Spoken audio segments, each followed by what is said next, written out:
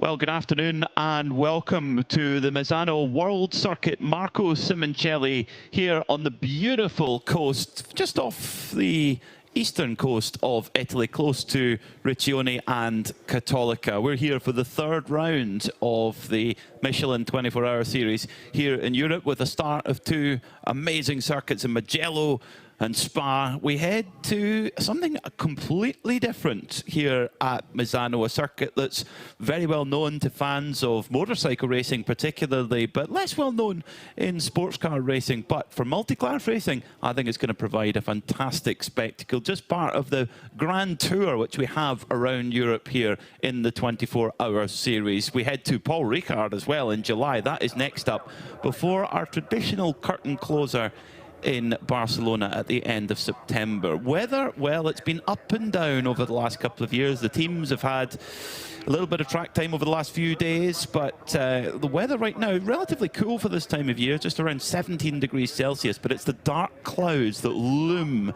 over the Misano World Circuit that are providing some question marks for our teams going into qualifying. We have had free practice earlier on where we had wet into dry. What will we have here? At the moment the track is dry-ish, but we'll see as the cars go out for qualifying. My name is Peter Mackay. I'll be taking you through all of the action here in the Global Broadcast Centre alongside Joe Bradley, who we'll get to in a minute. But down in the pits, we have Diana Binks and Nick Damon. Hello to Peter, hello to Joe, hello to Diana. Hello, Diana. Hello. And hello to all you out there in YouTube land. We are having a marvellous time in Misano, but despite being on the Adriatic coast, and despite it being the latter end of May, weather not really what we ordered. Peter's kind of glossed over the fact that some of the heaviest grey clouds I've seen in a long time waiting to deposit a large amount of liquid on the track, may or may not hit during qualifying, but it has been a weird set of weather statistics we've had, hasn't it, Di? It is, unlike the last year, it was actually boiling hot. In fact, it was too hot, we all thought we'd combust. But yeah, the weather conditions here are slightly changing, so I guess all the teams now going out in this qualifying session just have to be a little bit careful and adjust to whatever happens on track, because obviously getting that track position is going to be key for them. Yeah, just to revise the memory of how the Creventic qualifying works, or perhaps if you're new to Creventic, just tell you how it works. We have two separate qualifying sessions. The GT3s, we start in about an hour. The other classes, which is the GT4, the SPXs, and of course the GT4s, they will be coming out, the 992s will be coming out in a second with three separate sessions of 15 minutes each. Each session needs to be driven by a different driver, and your amateur driver, if you have one, needs to go in the first session. One set of tyres, one set amount of fuel for all three sessions. Any sort of deviation from this and you're out of qualifying, you're full on Penske back to the back of the grid if you do that one. But it's going to be very, very exciting. Three separate sessions. And of course, Di, with this weather, it's likely you might have some be wet and some be dry. It could well be, and of course that's when everything will change strategy-wise. So the three sessions, 1, 2 and 3, the teams will come back in, put another driver in, have a 5-minute break, next driver into Q2 and Q3. But it's the sort of AM driver that has to go out in that first session anyway. So I would imagine a lot of them will be looking to try and get out there in the dry to get that session underway. But it's just sort of slightly spitting now as we are waiting for the track action to really hot up. I can't know, Philly, you've got exactly the right sort of people in the pit lane for this event, because we are British, Scottish and English, and one thing we know most of all about is rain. But if you want to know about the cars, well, there's two people who can tell you all about the vehicles involved in this fantastic Creventic Misano race, and that is Joe Bradley and, of course, Peter Mackay.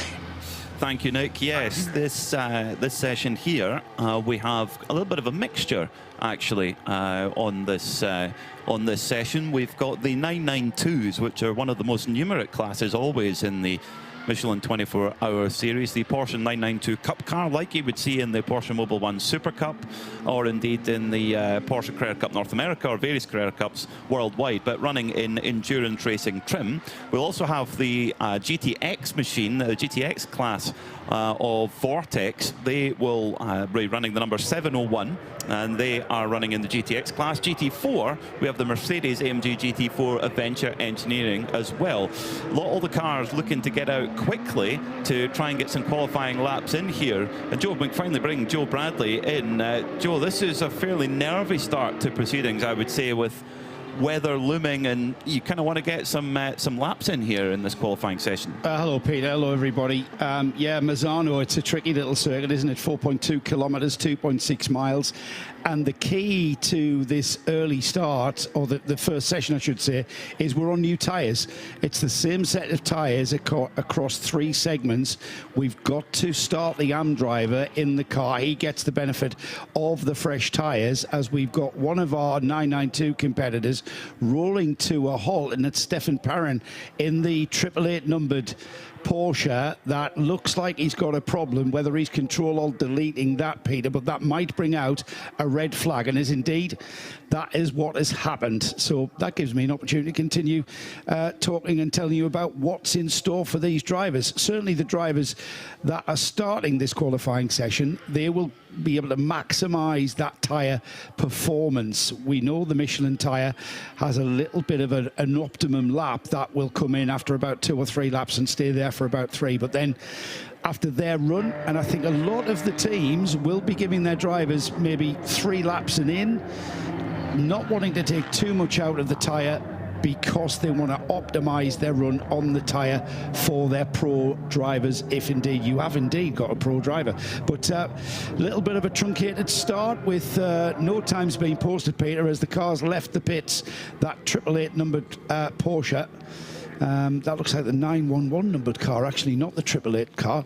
That's the 911 that has ground to a halt, and that is the 911 Racing Porsche 992 entry. He's got going again. He has control or delete, so it'll be a very quick restart, I would hope.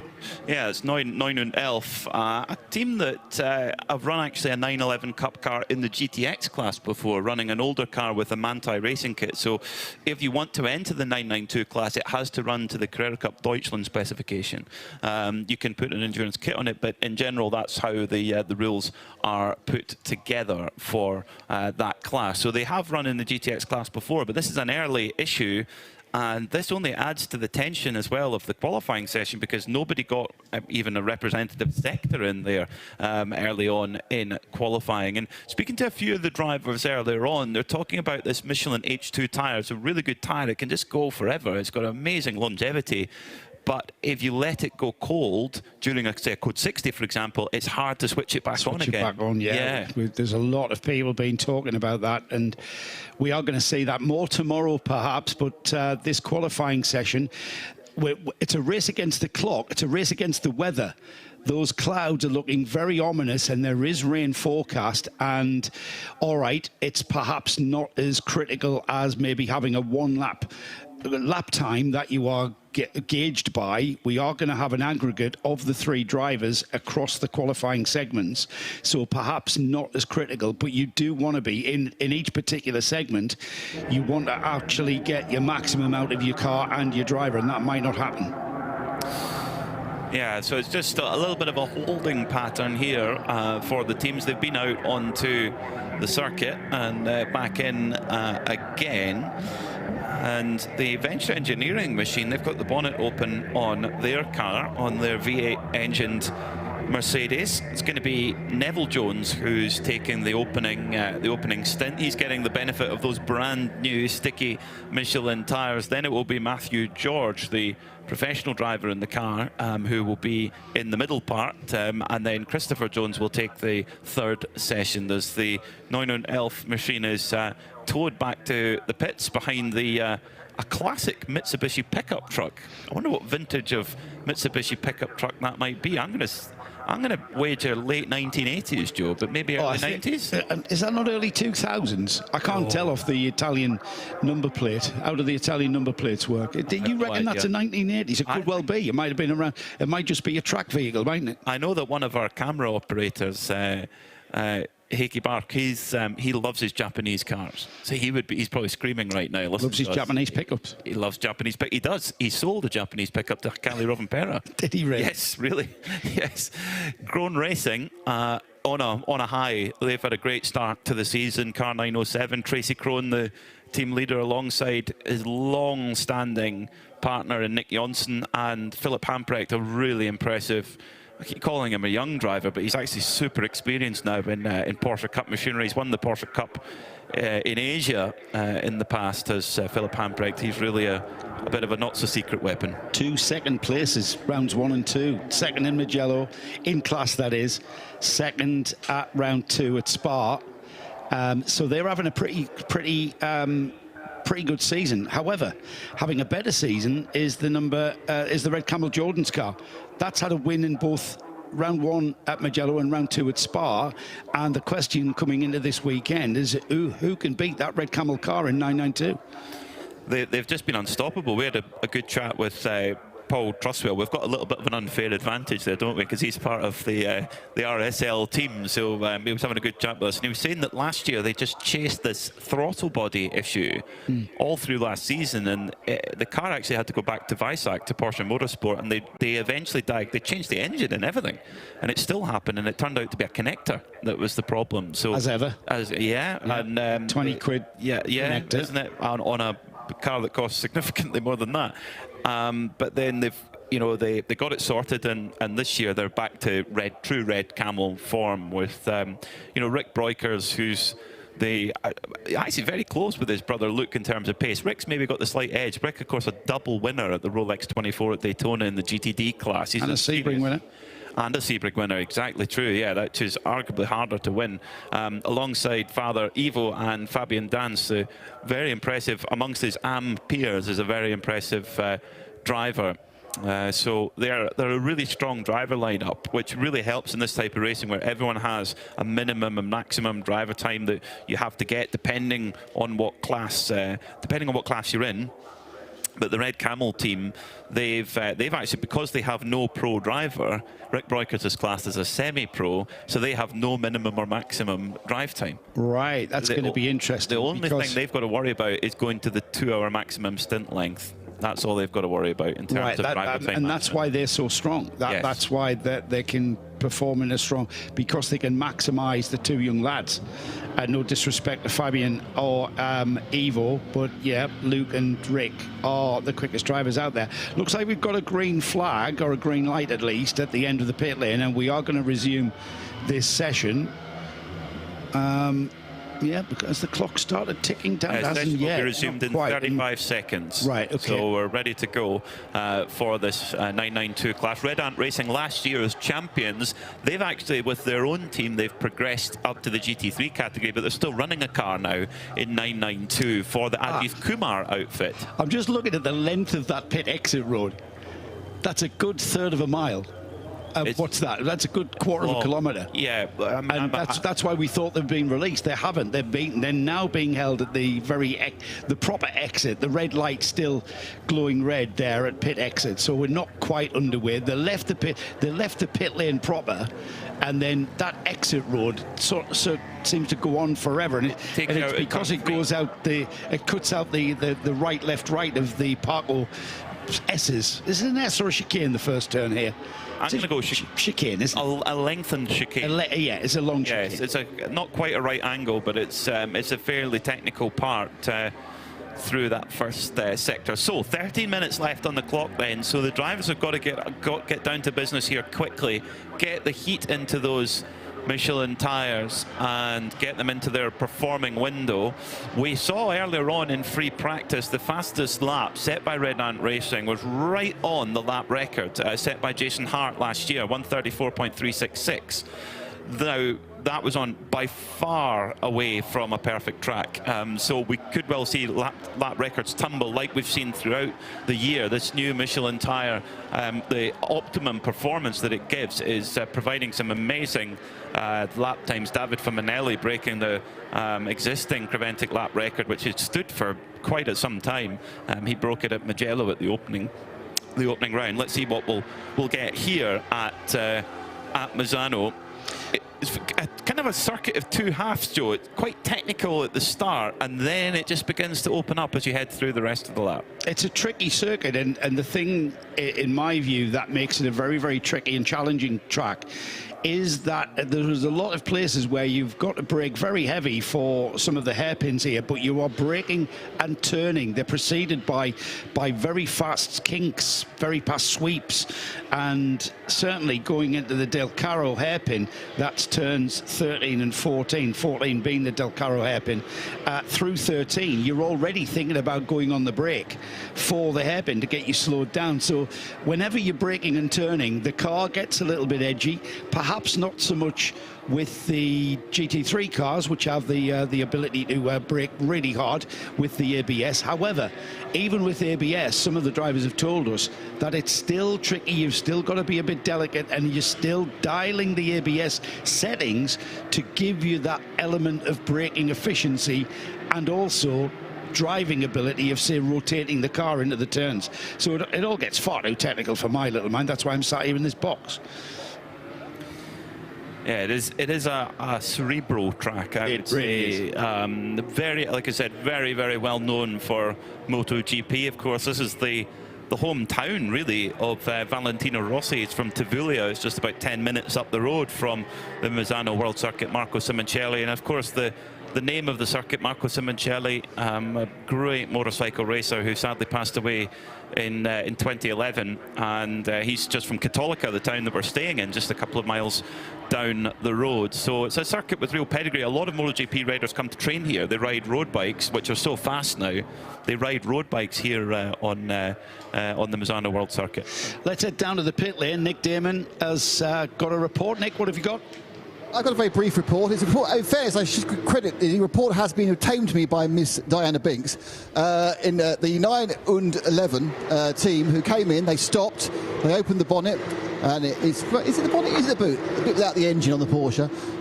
They looked at it, they fiddled with a couple of things, and then it just worked, and they've no idea why. So it's a mysterious fault of the 911, but it is now up and running. But every car is out. That's the entirety of the machines are running. And of course, the one thing about the red flags, they did stop the clocks. They've got plenty of time to get it. And it's spitting in the pits, but it's kind of like not particularly hard. It's not going to make it. It's going to be psychological rain at worst at the moment. But only see a little bit more, and then the track will start to go off. There's a bit of temperature in the track already, isn't there? I mean, we've had the sun has peeked out through the clouds, the tarmac soaks up the heat, so any kind of slight rain won't be a problem with regards to performance from the track. The track's going to have to get wet before we see any difference in lap times. The track will probably be quite green because we had really heavy rain overnight. I mean, torrential. We've had torrential rain today. It's kind of been on off.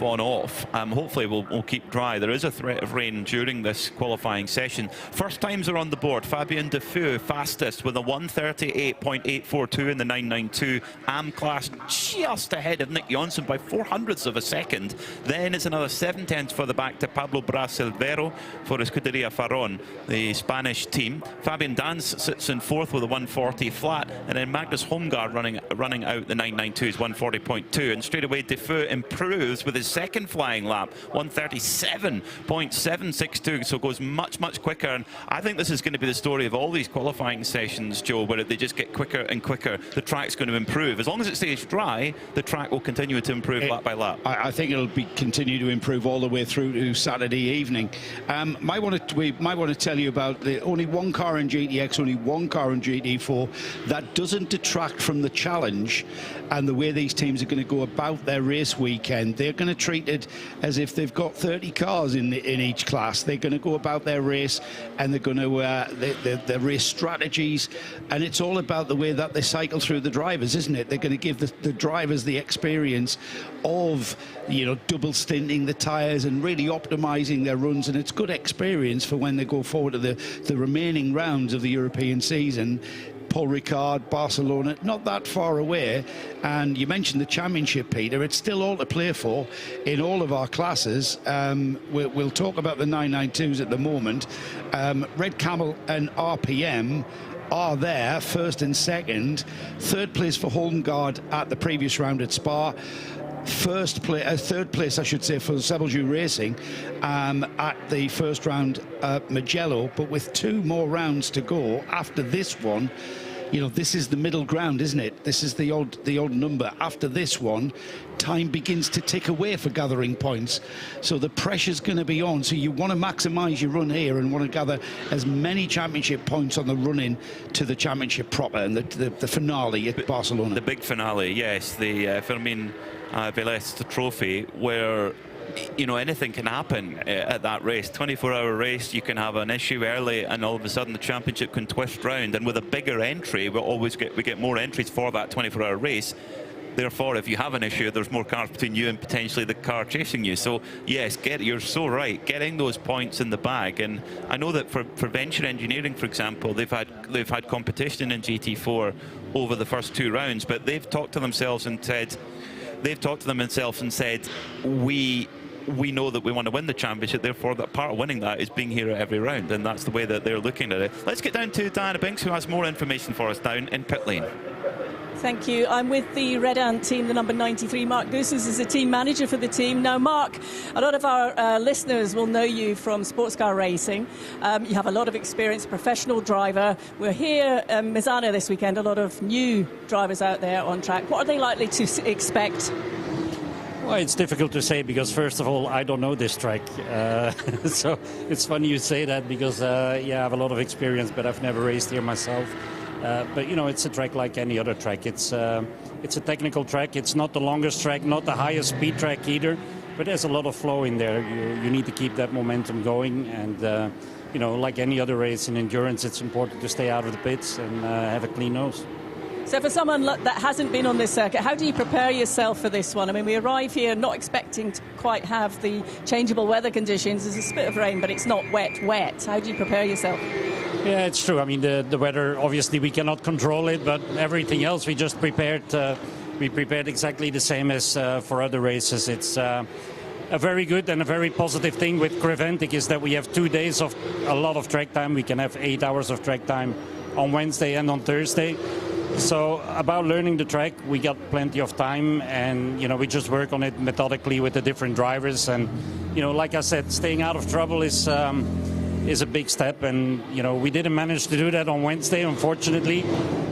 We had an incident on track, the car going into the wall with the backside, as you can see on the grey bumper there. But we refocused, we reset with all the drivers, and again, very methodically we've been building up the pace, and I think it's looking strong now. We just need to survive a 12-hour race, and hopefully weather is good for us. And how important is it for the team members and the crew members to all be part of the developments that go on over the weekend, to give you confidence, or a driver confidence, that they will be on it the moment you arrive back in the pit lane? Well, we're very lucky because we have a very solid crew that has been around for a number of years now. We've, kind of been at the front of the 992 class for, I think, about 3-4 years now. So we just keep doing our thing. We do the same thing all the time, and people are asking me what's your strategy for the race, but you have to come, or to take it as it comes, and be active when you need to be active. It's a lot of how you call it, improvising, yeah, that we need to do when the situation occurs. But that's the same for all the other teams. So we just hope that we have the right experience on board between the engineers, myself, and also the drivers, because they know what they're doing. Mark, for the moment, thank you so much. We'll catch up with you over the weekend, I'm sure. Perfect. Mark Goossen's a true sports car racing legend. What a guy to have at the head of the Red Ant operation. 3 minutes left in qualifying. We had while we were speaking to Mark Goossen's there, we had a little spin for Ralph Ome in the Neunwood Elf car. That car currently sits 10th in the overall 9th in class at the moment. Pablo Brasilvero is top of the timesheets though, the 137.342. He's 3/10 clear of Nick Jonsson in the RPM racing car. That's a great performance. The Scuderia Farron, they're a new team to Creventic Racing anyway. I'm delighted to have them here, but this is a new thing for them. They haven't quite had the pace so far this year, but that is right on it in qualifying. 137.3, and you know if you're 3/10 quicker than Nick Jonsson, then you know that's a really good benchmark to have. Magnus Holmgaard, third place for Holmgaard Motorsport, 137.7.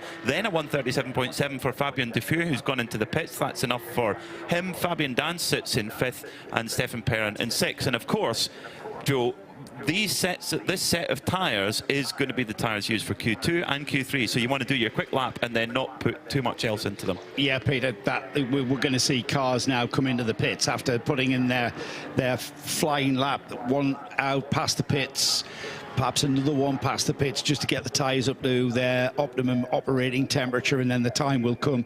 So Pablo Brasilvero Scuderia Farron on the provisional pole, that 37.3s. Last time by was a 142. So just cooling the tyres off a little bit, not so hard. They'll not cool off that much though with a 142, but we're seeing a lot of these cars now coming into the pits. The next car that we expect to see coming in will be the Nick Jonsson RPM Racing. Incredible to think that Nick Jonsson's classed as an AM driver as well. I mean, I remember Nick and Tracy Corona being a partnership now for over 20 years. And I first got to know them in the US, and it's just fabulous to see that dynamic, that relationship, that a driver who Nick was Tracy's driver coach, his driver mentor, and to still be together and still be competing at relatively high level, FIA sanctioned international motorsport, international sports car racing is where they're at. And I mentioned them in the championship, 2 second places. They'll be wanting to go one better and spoil the Red Camel hat-trick. I'm pretty sure they've only come here to do one thing, and I think, Peter, we've only got a couple of cars still out there. Well, Marcel van Berlo in the number 925 car, run by Bas Kooten.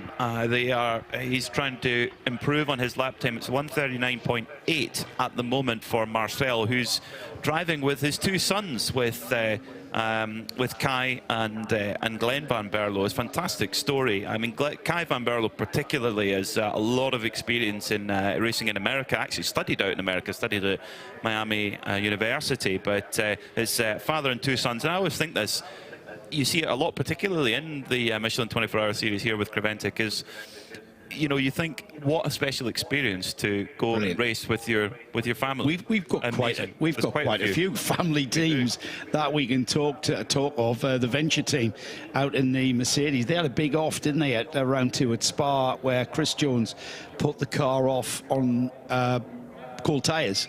Lack of experience, quote unquote, from Chris himself. He said that was what it was down to. They've got a new car, they're back out, and again the pleasure and the passion is there on a family level. So Pablo Bras Silvero, a great qualifying time with a 1:37.342, and he's caught up with Nick Damon. With him and his translator. Pablo, talk us through that session. ¿Qué tal fue la sesión? Ha ido muy bien, había un poquito de humedad, había tenido que gerir eso, pero bueno, al final hemos buscado un hueco y hemos podido sacar el tiempo. Yeah, session was okay. We had a bit of worry about the rain, so we wanted to get out quite early. But overall, it was a very good session and good time. Now we see how we go for Q2 and Q3.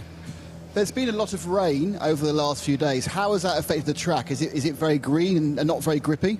A pista está verde, ou seja, por causa da chuva, sentes com pouca borracha ou sentes que não afetou muito? No, creo que no afectó mucho, un poco, hay un poco de pérdida de grip, pero quitando un par de curvas que no se puede tocar el piano, el resto se puede hacer. Yeah, the track doesn't seem to be that much affected about the rain. Still says that a few curves are still a little bit damp, but overall it's still almost the same as yesterday. The rain wasn't that heavy, so it didn't wash away a lot of the rubber.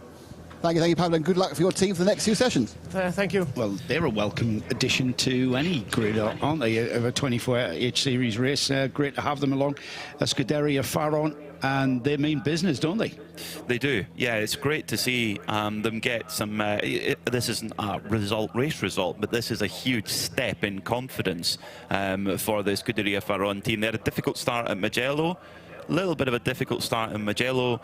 Spa, they were getting there, and definitely this is the way to kick off their Misano weekend. Meaning business there with them flashing lights to get the other drivers and making them aware that I'm coming through.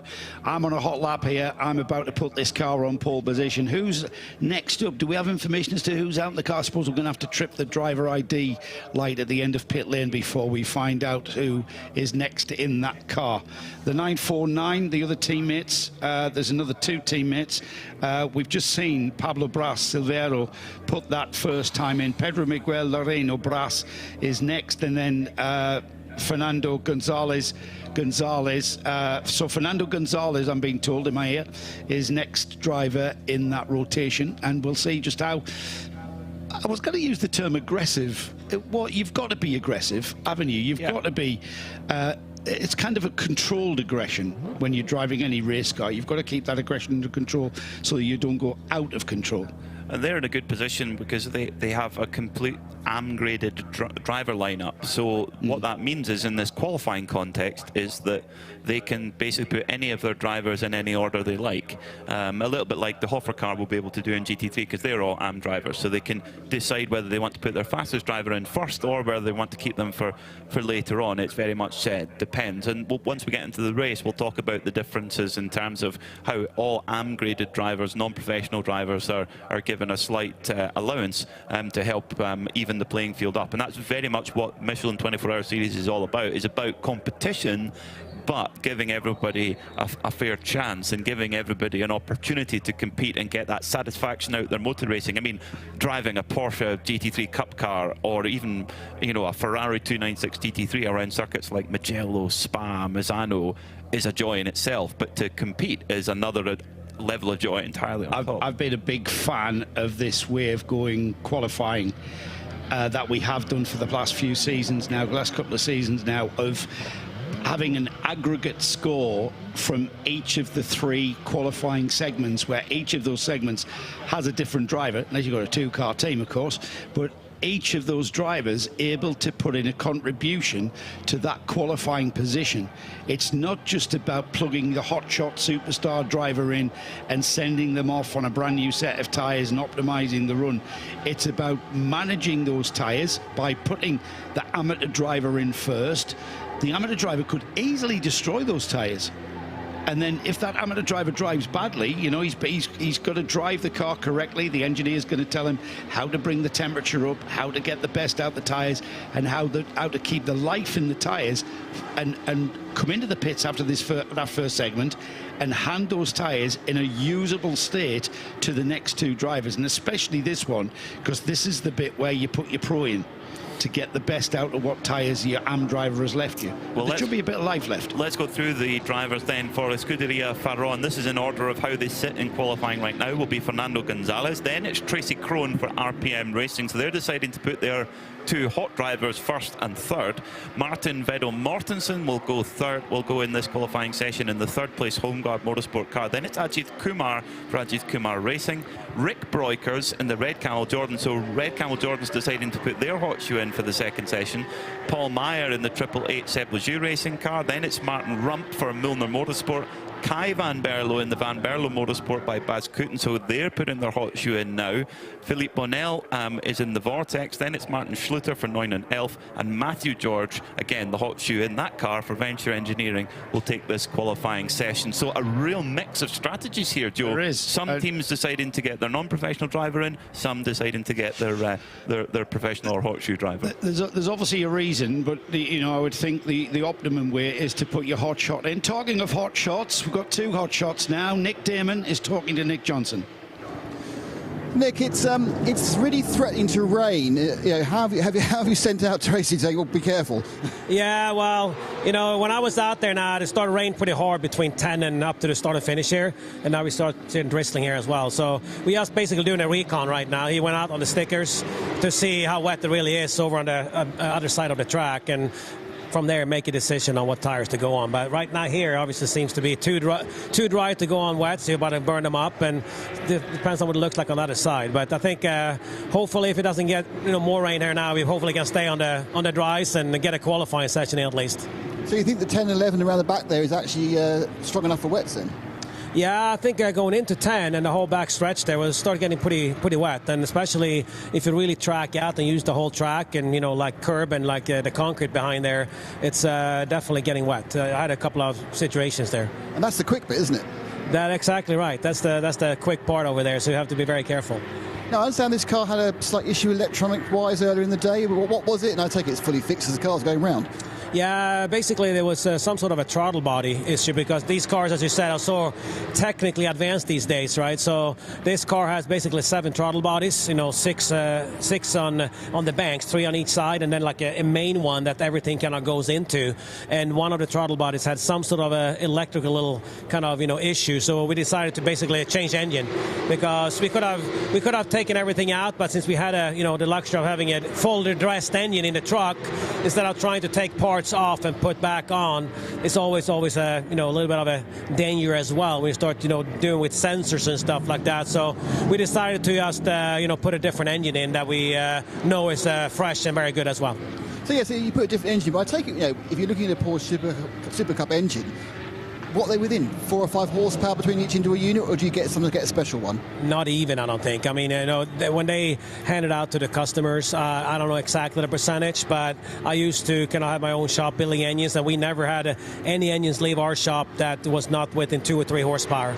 So I'm sure Porsche at least there, and so we never felt any differences really between engines, to be honest with you. They deliver a fantastic quality car and quality parts every single time, and if you have something that break, is more bad luck than anything else, I think. Now, no offense, Nick, but you're incredibly experienced. You've been around for many years. Coming to Misano is an interesting circuit, because I suppose in many ways it's been designed for motorcycles, and it's also very flat. What's a unique challenge that present to a car driving racer? Actually, it's very suitable for a race car. I mean, it's a little bit tight, maybe turn 1 and 2, and you have a hairpin down there in 4. But otherwise, I mean, I think the track is really fun, great configuration. And because you said it's designed for motorcycles, same as Barber Motorsports Park in the States, where I raced a lot too. I think they might have a little bit different kind of tarmac here because the grip level here is extremely high. And I think that's also why we see a lot of brake wear here every year. Last year was obviously, as you said in the driver's briefing, very, very hot. And we really struggled with brakes last year and kind of overheated them a lot. And hopefully the cool weather this year will be a little bit better. But I think because of the grip level out here, I think it makes it a bit more suitable to a car than it would have been if it wouldn't have been as high grip as it is. And the question, I suppose, also, is it a raceable design? Is it a raceable circuit? Yeah, absolutely. I think you have really good braking zones into 1, into 4, into 8, into the 12, I think it is. So yeah, I think so. I mean, you have 3, 4 really, really good opportunities to pass here, and also long straightaways you can draft before kind of popping out trying to pass someone. So I think it's a really raceable circuit and a great facility at a beautiful place. Great, so thanks, Nick, and good luck for the next couple of sessions. All right, thank you so much. Appreciate it. I could sit and listen to Nick Johnson's input and expertise all day.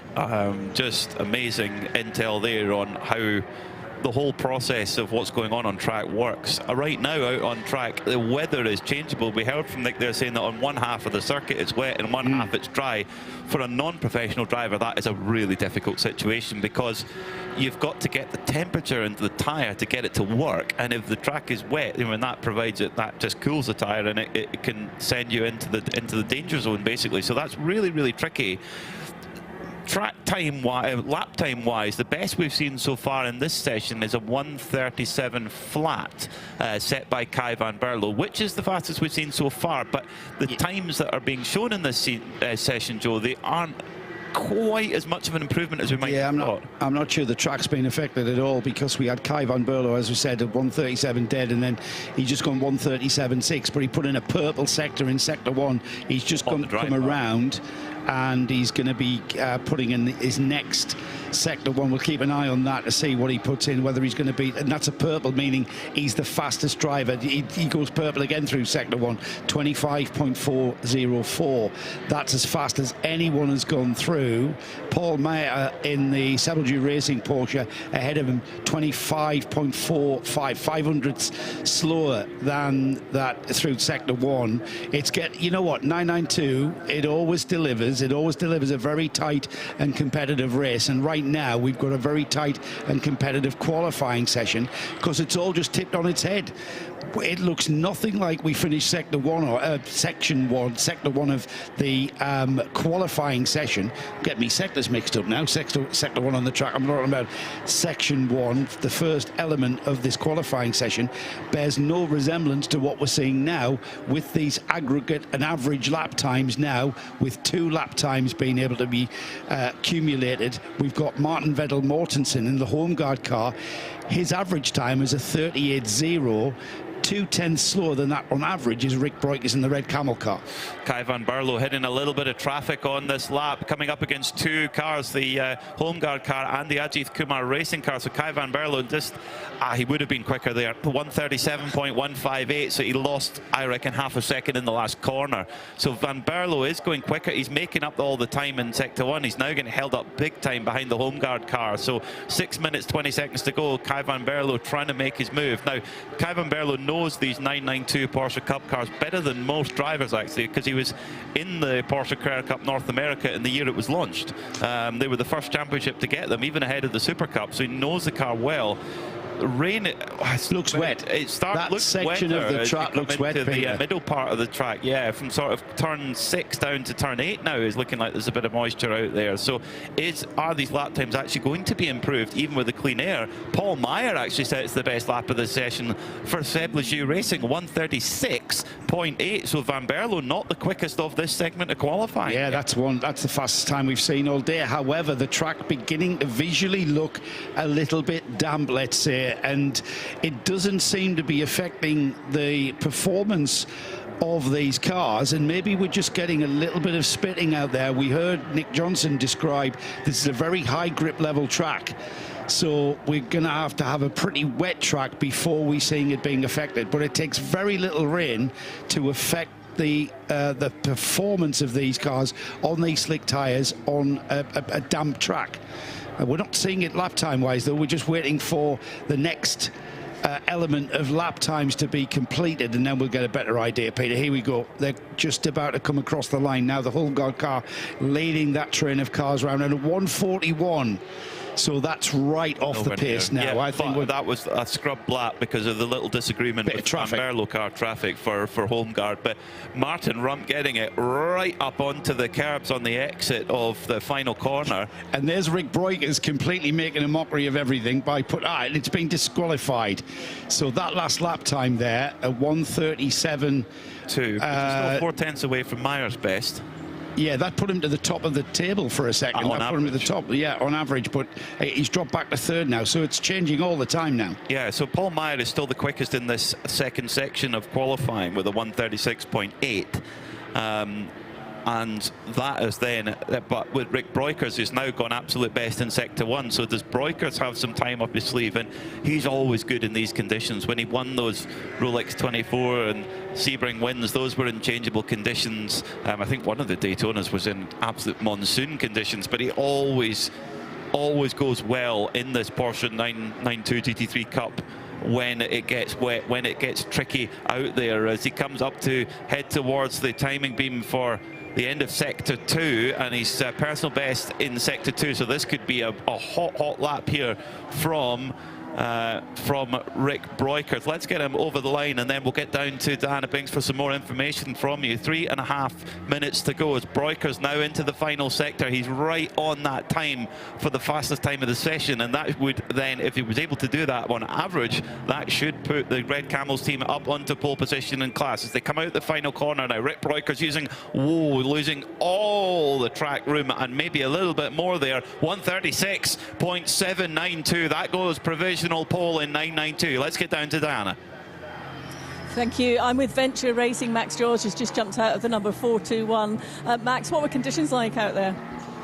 Yeah, actually fine. I think, like I caught them saying as I got out of the car, the track's super high grip. So the only place I was really feeling anything was in Sector 2. The rest of it's psychological, which in itself is a bit of a battle. But I mean, it's great fun. Any car around here on fresh tyres is a dream to drive, and I had a great time, even on the slippery bits.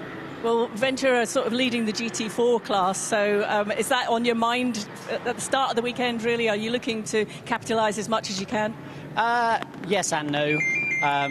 We're quite methodical with how we go racing. We run every event focusing on ourselves, and it's worked so far. Obviously, we had a really unfortunate incident at Spa for Chris.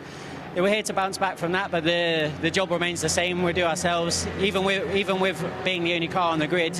Our aim is to execute the best and the fastest race we possibly can, and then when people come back to race against us, hopefully they don't stand a chance. From a team perspective, how do you build the confidence? As you said, Chris had that incident at Spa. How do you build the confidence coming back into the next event? Slowly, and as a team. It's definitely not an individual sport, so every single person in the team has played their part on getting back going again, from building a new car to helping Chris build the confidence again. And yeah, it's been a process, but we're here now. The guys are driving great, so yeah, can't complain at all. How would you describe the challenges of this circuit here in Misano? It's quite interesting. For me, it's a circuit of two complete halves. The first sector is quite slow and super technical, which actually Neville, from a rally background, is suiting him perfectly. And then the back half is all high speed and about confidence and really trusting the car. So yeah, it's got a bit of everything. But yeah, it has its own challenges. Me and Chris, being mainly circuit guys, we love the back section, the fast bit, and Neville's about the only person who really loves the first part, but we're all getting on with it as good as we can. Thank you so much. No worries. Matthew George, true professional, part of the Venture Engineering squad, and he's a co-driver for Neville and Christopher Jones, but he's also coach as well. That's the thing, is there's many, we were talking about this earlier, many drivers who are quick, but being able to be quick and coach as well, and to keep the whole team going. He's very much the team. If there was a captain's armband, he would be wearing it with Matthew George. Into the last 30 seconds of this 992 qualifying session, and purple sector in Sector 2 for Martin Rump in the Milner Motorsport machine. So, Rick Breukers, the one above personal best for Martin, and then it's been bettered by Rick Breukers. So we could see some late improvements here, Joe Bradley. Of course, you looked at it, it was purple, and as you said it went green, because Rick Breukers is out there in Sector 3 now, getting towards the final stages of this lap, through the kinks of turns 11, Cavoni into 12, into 13, braking for the Del Caro hairpin, and then out through Misano corner towards the checkered flag, which flies to bring to a conclusion this second section of qualifying for 992, and to the top of the screen with a 36.607 to give them an aggregate of a 37.6, which is the quickest average, or it was, because that's just been bettered by Martin Vedel Mortensen, because I think, Peter, that Rick Breukers time has been deleted for track limits. So the qualifying 2 time for Rick Breukers is showing as a 1:30. Yes, but it's not. It doesn't class as a qualifying lap. It'll stand on the timing screen as his lap time, but it's disqualified. Correct. So it's what he has been classified as is a 1:37.808, but he has done 2 1-minute 36s. But yeah, well, I mean, can if you're going over track limits. Correct. So on the last corner, particularly, Rick really pushing the track limits. So of course, this is a motorbike circuit, basically. I mean, that's its predominant use. It's the home of, it was Valentino Rossi's home MotoGP race. It's hugely well attended. It's a motorbike track. The World Superbikes come here as well, and therefore it's got a lot of tarmac runoff. It's got low curbing as well. And it's got low curbing, exactly. So you can a car can really abuse the track limits a lot more. I mean, in MotoGP they have a lot of track limits issues here. Oh, do they really? Yes. Yeah. Oh, yes, a lot. Because the low curbs even don't upset a motorcycle. Yes. So a car is no issue at all. And as a driver, you just let the car breathe and just soak up that that momentum. You don't want to stifle the momentum. And to be honest, once you get to a corner, turn in, plant the throttle, you are letting that car breathe. You can't. It's not like driving to the shops where you can deviate round the roundabout. Oh, I need to be a little bit more to the left or right. You are having to. You're kind of a passenger on the exit of corners, just letting that racing car just fly. Just momentum carries you, and if that takes you over the curbing, you're over the curbing, and there's very little you can do about it. So Seb Lejeune then, they sit second because that 1:36.820 for Paul Meyer has counted. That's showing on the qualifying 2 column on our timing screen. So they sit second on the average at the moment. Paul Meyer, who won races all the way back when, do you remember Super League Formula? Yes, I do. Yeah, where you raced for a football club. Ryan Dale, who's driving for the Aero Motorsport Never understand team. that. Yeah, he drove for Rangers. Did he really? Club, and a lot of his dad's friends were big Rangers fans, so they were delighted about that. But were they at all interested in motorsport at the time? Some, yes. And he said, look, I've never had more hate come into my fan inbox than from people who are not Glasgow Rangers fans. Anyway, those who know will know. So Rick Breukers had the best time, but was right over the curb, and you have to have the tyre on the curb, and he was right over. Rick Breukers pushing it to the very limit. So that means that Paul Meyer was quickest in that session. Let's get down to Nick Damon and hear some more about that session. So, quickest in the session, the car's going very well. Yeah, feeling good when we started here, actually. Never did a lap here with the Porsche. But in the end, we are very happy with the balance of the car and how quality went. And the thing was no track limits. And with the drops of rain, it was spectacular to drive, so good. Yeah, it's an interesting situation because the back half of the circuit was way wetter than the section 1. I mean, it must have had a very different approach, those 2 parts of the track. Yeah, it wasn't like wet. Only the curbs were getting a bit more wet, and you needed to be careful there. But in the end, the track, the tarmac itself, it was perfectly fine. And you could push. The only thing, don't go over the limit here because we have a lot of track limit points. And for me, that was the key to stay on track and get those lap times in. How much of a margin were you giving yourself? Because obviously in the driver's briefing it said as long as one wheel stays in contact with the curb, because the curb counts the track here, were you making sure, no, I'm going to have at least 2 wheels? Yeah, no, I think sometimes it was 1. But the difficulty is that you don't know what to expect, because on your screen you see a lot of the raindrops coming. And then it's just about having confidence and just go for it and seeing how it will go. But the margin is there, because in practice we were 1.3 seconds quicker than now. So still, yeah, the track is not at its best.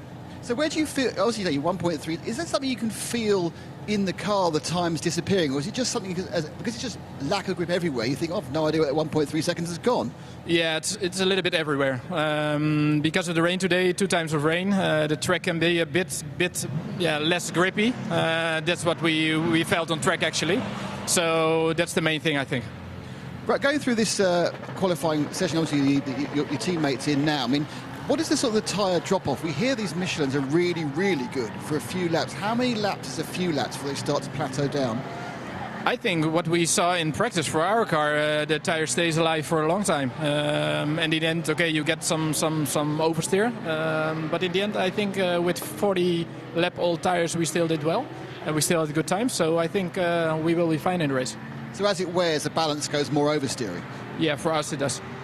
Is that something you're comfortable with for the race, or will you try and perhaps neutralise that more for a 12-hour event?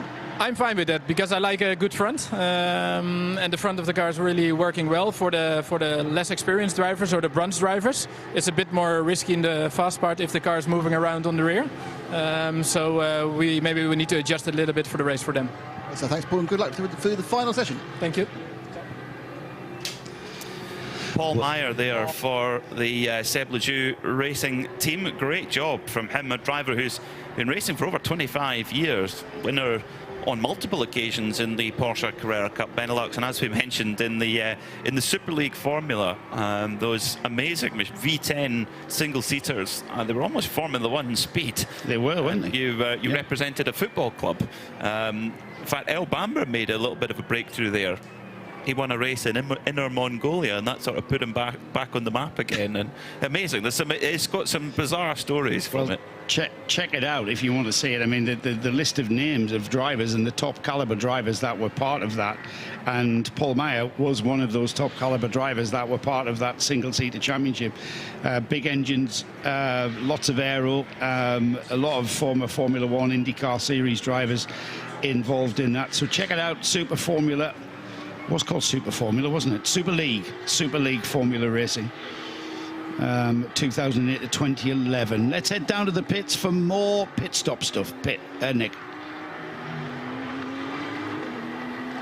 I'll ask Rick, did you know you've exceeded track limits? However, Rick, Ivo and the rest of the team are forensically examining the video evidence to see whether they actually have broken that rule, which, as I said, because at the driver's briefing explained very carefully, as long as one tyre stays in contact with the curb, it's not the white line, it's the curb is the track delineation, then that is fine. So they are checking, as the Ferrari would say, we are checking to see whether they can get away with that. Rick's kind of stopped out to make sure I can go. Doorstep, Rick here. There we go. Just see it going. So Nick, can I just... Rick, I'm just going to go a bit word with him. Saw you watching the video. Are you going to put in a kind of complaint about the track limits?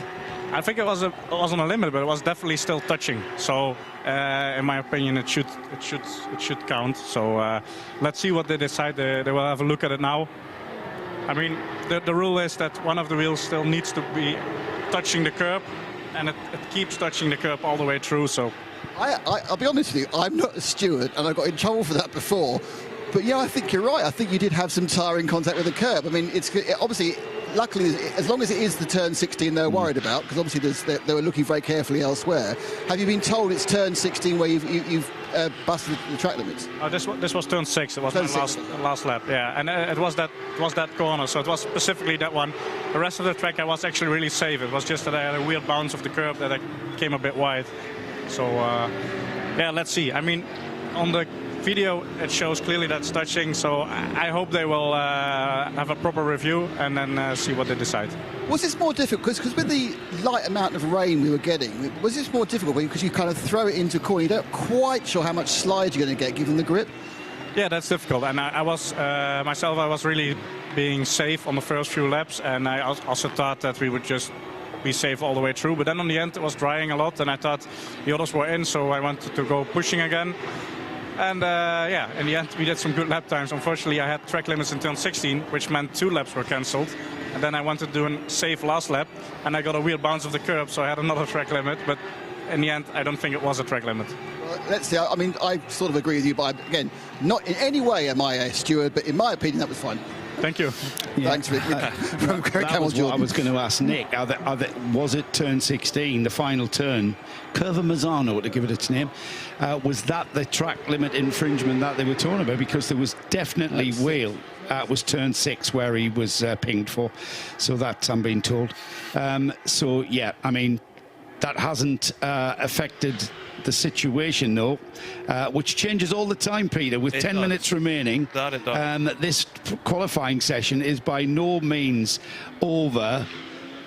With the top of the screen changing, the 909 numbered red Camel Jordan's Porsche was momentarily at the top of the screen. That's just been overtaken by the Holmgard 902 numbered car. Patrick Steen Rasmussen has just put in a 37.531, which gives him a 37.855. That's how close those 3 drivers are in that car to get that average. It's very close, yeah. But Glenn Van Berlo in the Van Berlo Motorsport cars put in the hottest lap of this Q3 session, 1:36.675, so right on what Paul Meyer did in the previous session. So the track is staying fairly steady in terms of pace, so that it's not getting any wetter or drier as such.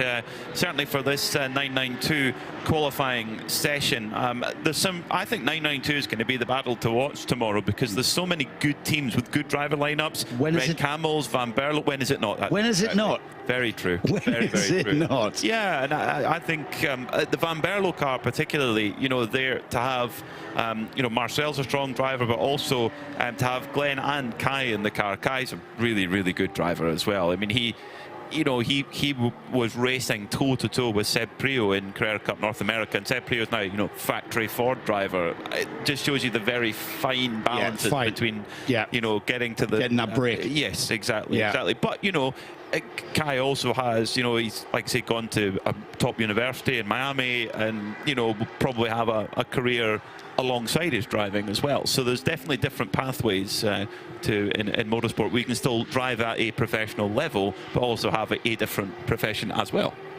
Matthew Detry is at the wheel of the 901. That's the Ajith Kumar Racing this weekend with Red Ant Racing. So a change of team behind the red, yellow and white livery of Ajith Kumar Racing. Matthew Detry currently 7th. They were 6th for a little while, but like I say, this is changing all the time, and they've just dropped to 7th there. A 39.2 is their average with a 36.7.02. That's the fastest time that car has put in. No surprise there for the 901, though, with Matthew Detry being the fastest driver in that lineup. 1:36.269 for Glenn Van Berlo. So he's gone, critically, he's gone quicker than his brother, who also had some lap times taken away by the looks of things. But yeah, Glenn Van Berlo doing an amazing job here in the Van Berlo Motorsport car, and he's going quicker actually, or certainly did in Sector 1. He was going quicker on this lap with 7 minutes and 10 seconds left to go. And the thing is, now in Q3, these tyres are not going in the bin, but near enough. You just keep pushing until the end, and if the track improves, then you take advantage of that time as well. Oh, we're into the 35s. 1:35.984 for Glenn Van Berlo. That is quite remarkable. For context, and this is how things are progressing in the Michelin 12H Series, that's only 1.3 seconds off the GT3 lap record. I think the tyre optimum life period of the tyre was negated by that damp track out back through 10 into the Del Caro hairpin. Now we're seeing the track come to life. The rain has stopped, it's blown away, we've got a perfectly dry track, so we're seeing optimum lap times. And there's Luke Breukers with a 1:36.516. That is the fastest time that car has seen. We're seeing green and purple sector times, green and purple lap times for all of our 992 runners now, because we are seeing the track coming back to this session, and now we're seeing optimum lap times. Totally agree. Yes, Philip Hambrecht coming to the line. This could be quick as well. Where is he at the moment? It's a personal best for Hambrecht, 1:36.2, so he's only 0.3 of a second off the best in this session. However, his average across that car is 6th quickest at the moment.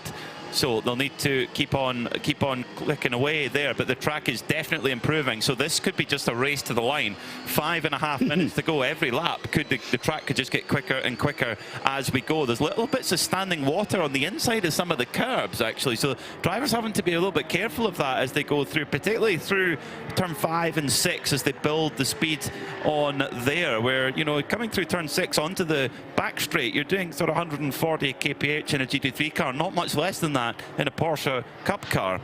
4th place for Valtters Vedras in the Mulder Motorsport car, currently 4th, a 37.567, half a second off the car's quickest time, which came in qualification 2, a 37 dead for that car, but currently 4th, so that's not a bad effort altogether. Second row of the grid for the 992 class will be where this car starts if it stays like this, but with coming up to 4.5 minutes remaining, the time's coming. Some cars have pulled into the pits.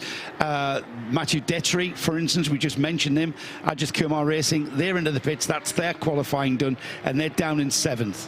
So at the moment, at the top of the field, the average lap time, the difference between pole position and second is 8 thousandths of a second on average between Red Camel Jordans, who are your provisional pole sitter right now, and I guess a rival Dutch team, I guess you could say, Bas Koeten and Van Berlo Motorsport. So right now, Glenn Van Berlo is personal best in Sector 1 and absolute best in Sector 2. He's into Sector 3 now. So is Glenn Van Berlo going to pull his family team up on to pole position with just less than 4 minutes on the clock as he comes into Curva Misano for the last corner of the lap? Is this going to be improvement? Keeps the tyre just on the edge of the curb as he comes up to the line. Glenn Van Berlo, what is it going to be? Pole, 135.751, provisionally pole by 700ths of a second on average. So Glenn Van Berlo pushing, so it's down now to Luke Breukers to respond in the 909. Well, provisional pole it is, because 3.5 minutes remain on the clock, and it looks like Glenn Van Berlo has backed out of this now.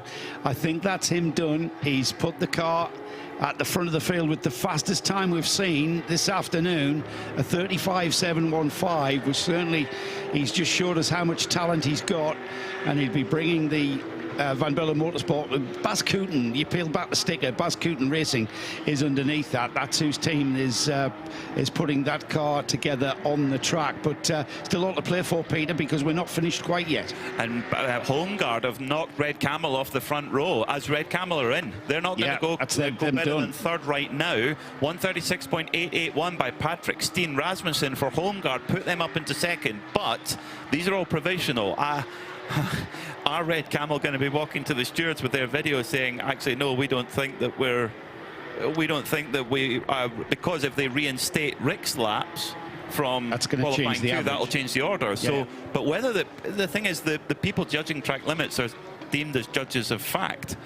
So, well, remember as well, it's a very difficult issue. We'll talk about this when this checkered flag comes out, because that is an interesting point there as to where that infringement came. But right now, the Homeguard Porsche, still with 2 minutes on the clock, Patrick Steen Rasmussen is into that hairpin at Del Caro, and he will come through the final turn at Misano, through 15, into the Misano curve, or Curva Misano, as we say it, and across the line, stays within track limits as well, as we get a 144.7. So that was not an optimum lap there. He's kind of cooled off there. Into the pits has come the 925 numbered car, the Glenn Van Berlo driven car, into the pits, and that's the provisional pole sitter, as you said, Peter. But like I say, just under 90 seconds remaining. We've still got a few cars out there, but I'm pretty sure that provisional pole is pretty solid. Sebastian Lejeune into the pits with the 888 numbered car of Lejeune Racing. That's currently 5th. So I think we're getting to see cars now calling it a day and being happy with what they've got. I mean, I think Van Berlo Motorsport, regardless, they'll be delighted with their pace right now. Marcel Van Berlo with a 139.8, and then Kai Van Berlo 137 flat and 135.7 on the slightly quicker track there for Glenn Van Berlo. He's had multiple wins in prototypes, in International GT Open, in this championship, in Spanish Formula 4, and in GTs as well. He's only 23, so he's quite a young man. He's a year younger than Kai, so quite impressive run there, very impressive run there from Glenn Van Berlo. But what can Philip Hamprecht do? He, at the moment, his best is a 1:36 flat, and he's not quick through sector one. He's not going quicker on the lap he's on right now. So he's only a quarter of a second off Van Berlo's best. There is still personal best being set, so there is still pace in the track. So, in fact, the home guard car of Patrick Steen Rasmussen has just improved on his previous lap. So there is still pace in the tyre, 1:36.7. And did he get round to get another lap? Yes, the checkered flag has not come out, so there's going to be one more lap for home guard, and they, on average, they're only 14 thousandths off pole. So could Van Berlo Motorsport miss out on pole if Patrick Steen Rasmussen can stitch together a hot lap? Well, let's wait. Bated breath. Checkered flag is flying for the session, and that's the whole of the qualifying session as Philip Hamprecht comes into the pits with the RPM Motorsport, the bright green car, into the pits. The home guard car doesn't look like he's on a flyer here, or does he, Peter? Will the body language of that car a little bit deceiving? Turns into the hairpin at Tremonto, which means sunset, by the way. Looking at the sector times, your lingo is very. You've been doing your Duolingo before coming out here, I think. I did my column this month, well, for this race, is about the corner names. That's the only reason why I know Tremonto means sunset. Because the sun will be setting across that. I'm reading tonight. Personal best sector for big moment there for Patrick Steen Rasmussen. He was personal best in sector 2, but I think it might have gone away here in sector 3. Had a big moment at high speed coming through turn 12 into 13, clicking 100. Basically coming from 250 kilometers down to 150, then down to 65 kilometers. Yeah, a lot of change in the balance of the car. That might well be. Now it's that last lap there was for Patrick Steen Rasmussen 1:37.4, but it all went away in that last sector. Stays in third place, stays on the second row. Change. Now change on our timing screen, because Red Camel Jordans are now on pole position, because Rick Broiker's lap time, that last lap time, that 1:36.6, it has been reinstated. So now the time, and this will update on our graphics in a moment, Luke Broikers and Red Camel Jordans are on pole at the dying moments there after having that lap time that was disallowed in qualifying 2. It has been reinstated, which has put them on pole position by an average of 0.3 of a second from Van Berlo Motorsport. Homegaard are 3rd, Milner in 4th, and Seb Lejeune Racing in 5th. Now, the difference between first in class and second in class for a 12-hour race is minimal, but these are psychologically important things. It's about bragging rights in the hotel bar tonight. It's about looking across catering, going, see you on the front row tomorrow, guys. And clinching pole position while sat in the pits. A full credit to, and I'm pretty sure that either Nick or Di will be able to chat to the team and maybe get some insight as to what the process was in getting that lap time reinstated. But we're getting towards being able to call, always provisional, because we have to go through tech inspection as well, remember, to see if the cars will comply. So just shout up, guys, when or if indeed you get someone down there in the pit lane. But right now, Red Camel Jordan, championship leaders, winners at Mugello, winners at Spa, on pole position for 992, going into tomorrow's 12-hour race.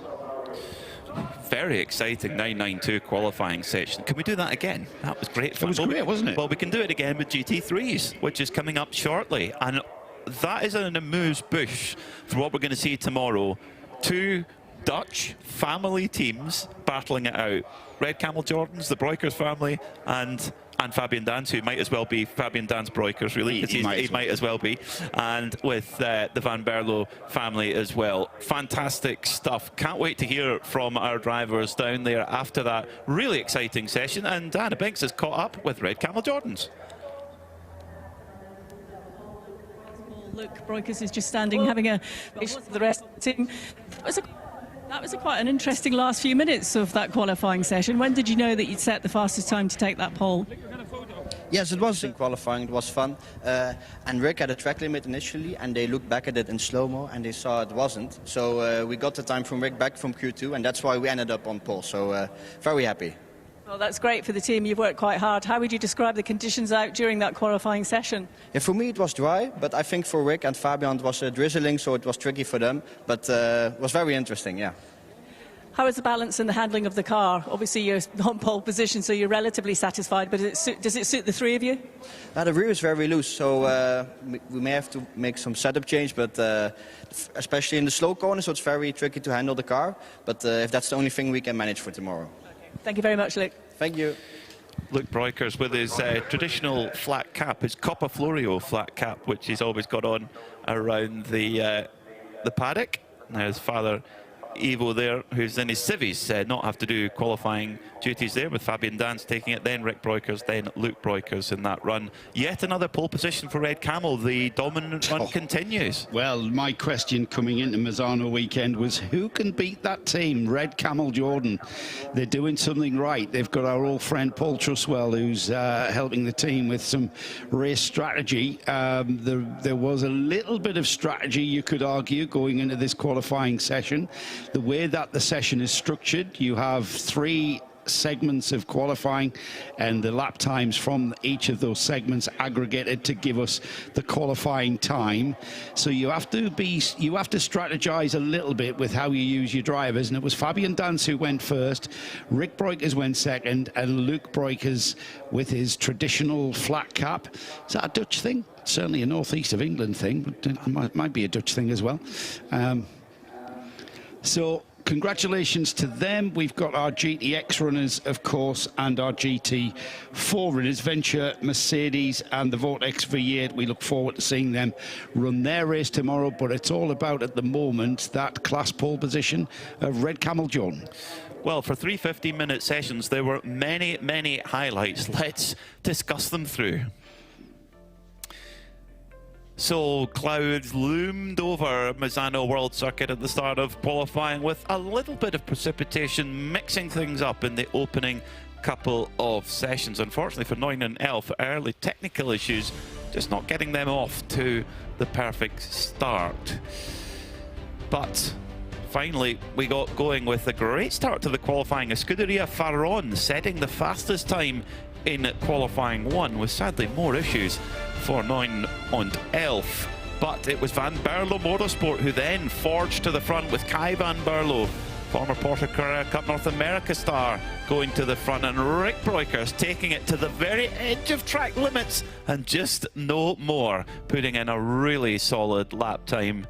Then Holmgaard came to the fore, but matched and in fact usurped by Glenn Van Berlo, the young star, 23-year-old Dutchman, who briefly put the Van Berlo crew on pole, but in the end it was Red Camel Jordans who will start on pole in 9:92 tomorrow. Right, time to wind up the wick a little bit with the GT3 qualifying, the FIA GT3 machines from Mercedes-AMG, from Audi, from Ferrari, from Porsche, from Aston Martin, the true Exotica. This is the same base car that you'll see compete at Le Mans, that you'll see compete at in the IMSA Championship all over the world. It's really the front level of GT racing. The format is the same, 3 15-minute sessions, where if you have an AM driver, they must do qualifying 1, and then after that it's totally free. You cannot change tyres. The same tyre that goes on for Q1 must stay through all 3 15-minute qualifying sessions. You can't refuel the car. You have to put enough fuel in for the whole qualifying session. And you've only got 1 set of tyres. And you're not allowed to put your fastest driver out, or your pro driver, I should say. Your AM driver could be your fastest driver. That remains to be seen as the cars are released. GT3 is the fastest class we have here in the 24H series, and you could argue, Peter, well, actually, you can't really argue. I think GT3 as a formula is the most successful sports car formula that we've had in the history of sports car racing. I would say the success of it is global. Doesn't matter where you go in the world, from Australia all the way across to even is there a GT3 championship for Antarctica? I don't know, but if there isn't, there soon will be. Just watch this space. They are really, really fantastic to watch. They are very, very fast. They are visceral in how they sound and look, and they are not easy to drive, but they are aimed at the entry-level AM driver, but not obviously on a novice plate, you have got to serve a bit of an apprenticeship before you let loose in one of these beasts. Let's have a dodge back down to the pit lane where Nick Damon has caught up with Ryan Dalziel, who can fill us in with just how quick these GT3 cars are. Right, we've got our commentators postulating about how to go through this qualifying session, but I thought, you know what, I'm going to ask someone who knows. Mr. DL, so how are you as ERA going to approach this quite complex 3 times 15-minute sessions? Well, we're going to see if it's going to rain, and then we'll take it from there. But no, I think we've been strong all weekend. Every race we obviously get a little bit more competitive with the car and understanding the series. We've definitely made some very big gains the last 2 races, I feel. So looking for good things. I mean, you know, smaller car count than we're used to, which I think the nature of the track will actually make a better race. But yeah, we'll see what we get here. Now, our cameraman can just pan down. You'll see you have an absolutely brand spanking new second car. I understand you had both the cars out during the free test sessions earlier this week. How much of an advantage is it to have 2 cars you can run at the same time? For us, it's very helpful. I mean, we will do lead follow with Dwight, which helps a lot. But at the same time, we can put 2 drivers in each car, learn the process of trying to make this Ferrari quicker. So it's been good for us. This is the first weekend we've actually run both with a plan. Usually we shake down one and then save that for the next race. You know, the long races, it's hard to prep between, so we get a little bit of advantage. I think we always have 1 car ready to go for the next race. Explain to us the process. Obviously, you know, Dwight is the man who you really want to bring forward. He's normally the key. The amateur driver is normally the key in all these races. What is the process to get him up to speed, to get those last few tenths out of him, which you carry out during the course of the weekend? Honestly, seat time, and that's why Creventic was a big draw for us. We looked at different options for GT racing, and I think just the practice time, Wednesday, Thursday test days are really important, not just for Dwight. I mean, a lot of these tracks, people assume that, you know, I know a lot of these, you know, Misano's new to me, Mugello was new to me, so for us as a team, it's key to get seat time. But at the same time, you know, we're trying to help Dwight. You know, you're kind of only as good as your AM driver without full course yellows that we're used to in the States. So from that point of view, we're just trying to get him up to speed as quick as we can. So someone's experience as you coming to a new circuit, I mean, will you have done, you know, laps on iRacing or a similar simulator first, or would you just do it for real? I'd love to say I do iRacing, but that's not for me. It's I find they're more difficult than doing this. Now, you do love it. It's nice nowadays. There's so many online videos. I have friends, obviously, that have done a lot of these tracks, so I lean on some of my buddies in GT racing, and we try and get some videos before we get here. But again, you know, there's no replicate for actually just going and doing it, right? And you can do all the sim work you want. Once you get in the car and you actually feel what a track feels like, that's the best way to learn, do 2 laps. And so when you turned up here, anything surprised you about the track, or was it pretty much as you expected? I actually love it. I mean, we did a test in the US on Monday with the prototype at Barber Motorsport Park, which is predominantly a motorcycle track.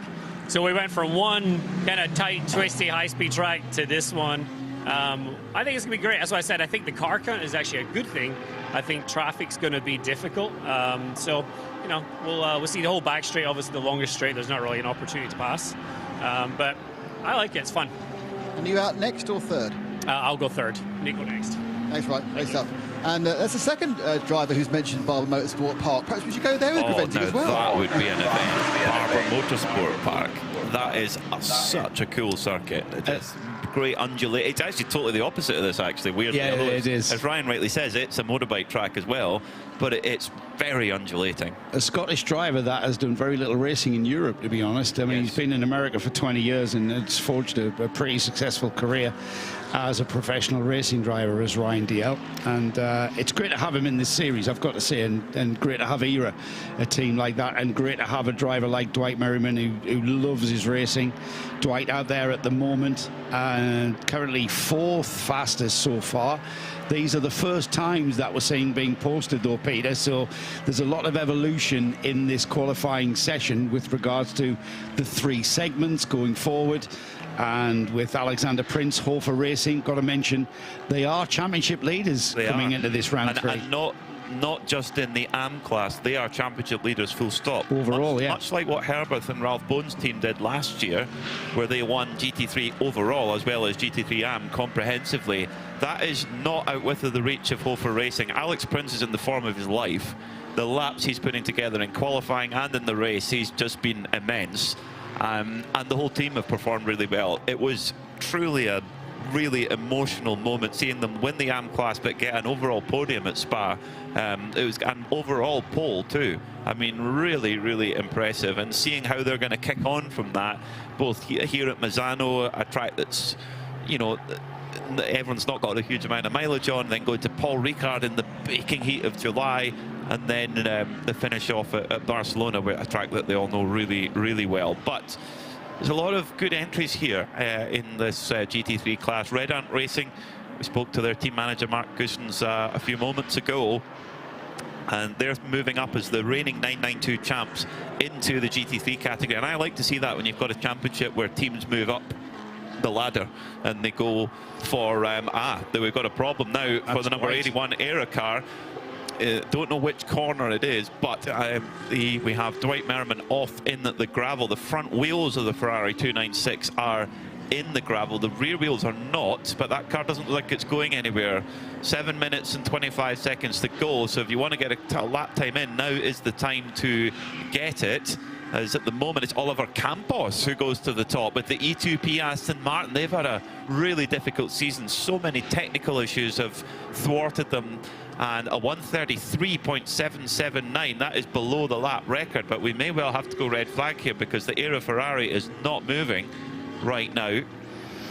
Yeah, it looks like he might be beached there, Dwight, with his rear wheels still on the curb, the front wheels into the gravel, the driving wheels can be, and we've got a red flag. So a red flag to retrieve the Era Ferrari.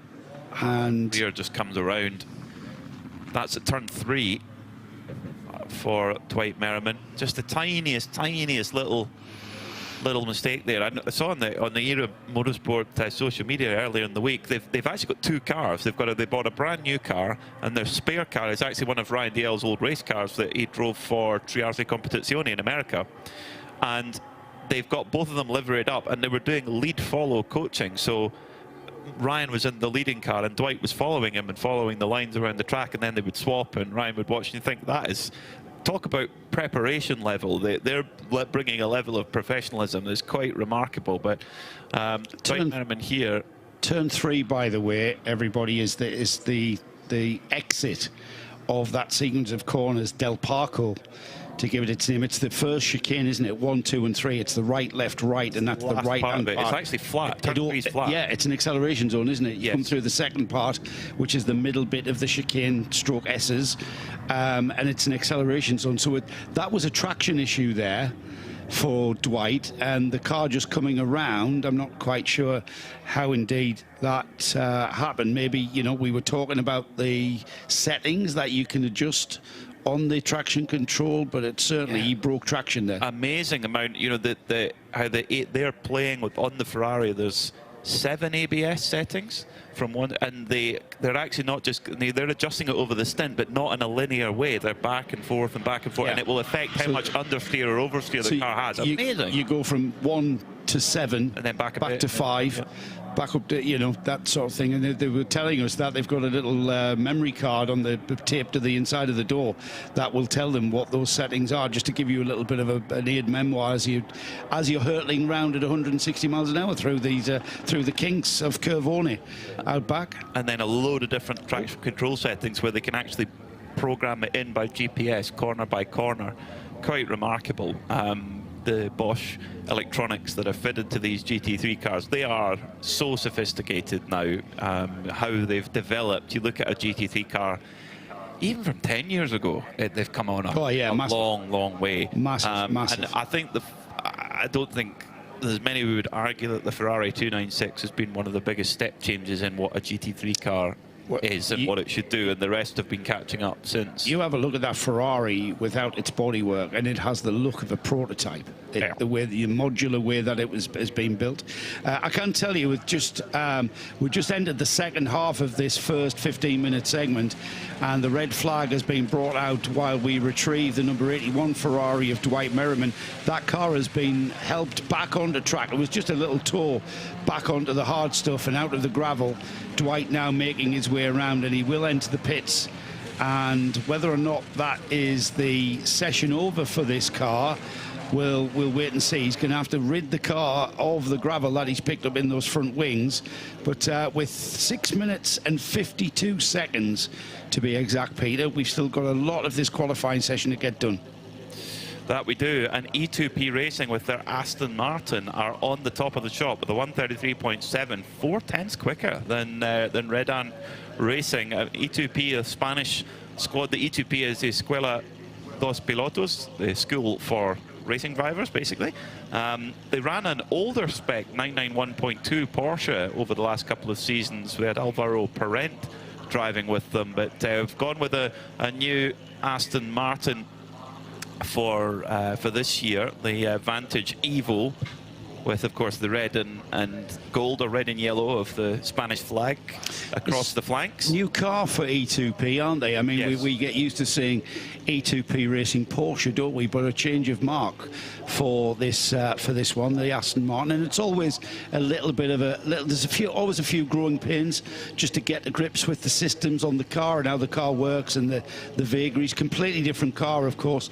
The front-engined Aston Martin, front-engined rear-wheel drive, completely different way of getting and getting the best out of that car from an engineering perspective. Yeah, totally different. They had an engine failure at Mugello, where they dipped back into the gravel, and basically that backward motion just cooked the engine. Wow. Really strange one, really strange one. But I think they'll be getting on top of the package now. Certainly speed-wise, they're getting on top of the package. It's the Continental Audi, run by the Simpson team from the UK, heads out of pit lane. That car has got David Pogasayan on board at the moment. They had an eventful Spa, to say the least. They had a few incidents and what have you, but they've got a quick car under there. Aero Motorsport back into the pits and have greeted Diana Binks. So I've just been chatting to the team, and they were wanting to have a look around the car as it came back in. So it has just arrived, you quite rightly said, and I can see the team members, 4 team members are allowed around the car when it's on that pit apron, just to check everything out. They look like they are pretty satisfied. They've taken quite a bit of gravel out of the front, and they are just preparing to get that car back out on track. They were concerned about the tyres. But I'm guessing because they're not doing anything, and they're going to fire that car up in a few seconds, which they have done, and Carl has gone back out onto the track now. Yeah, the concern will be whether or not Dwight has flat spotted the tyre. So a quick visual inspection of the tyres and the tread of the tyre will show signs of whether or not. And you can easily when a car spins, it's very easy to wear that flat spot through to the threads. And your tyres are then absolutely, they go in the bin. And that would have, thankfully, it looks like the team are happy with that. And Dwight's gotten away with it and back out to continue the remaining 5 minutes.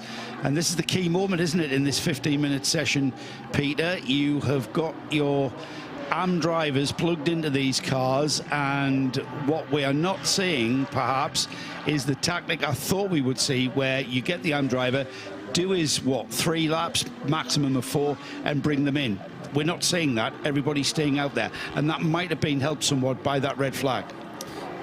What's puzzling me slightly is that Red Hunt Racing, they're 4/10 of a second off the pace, which might think, well, that's not such a problem.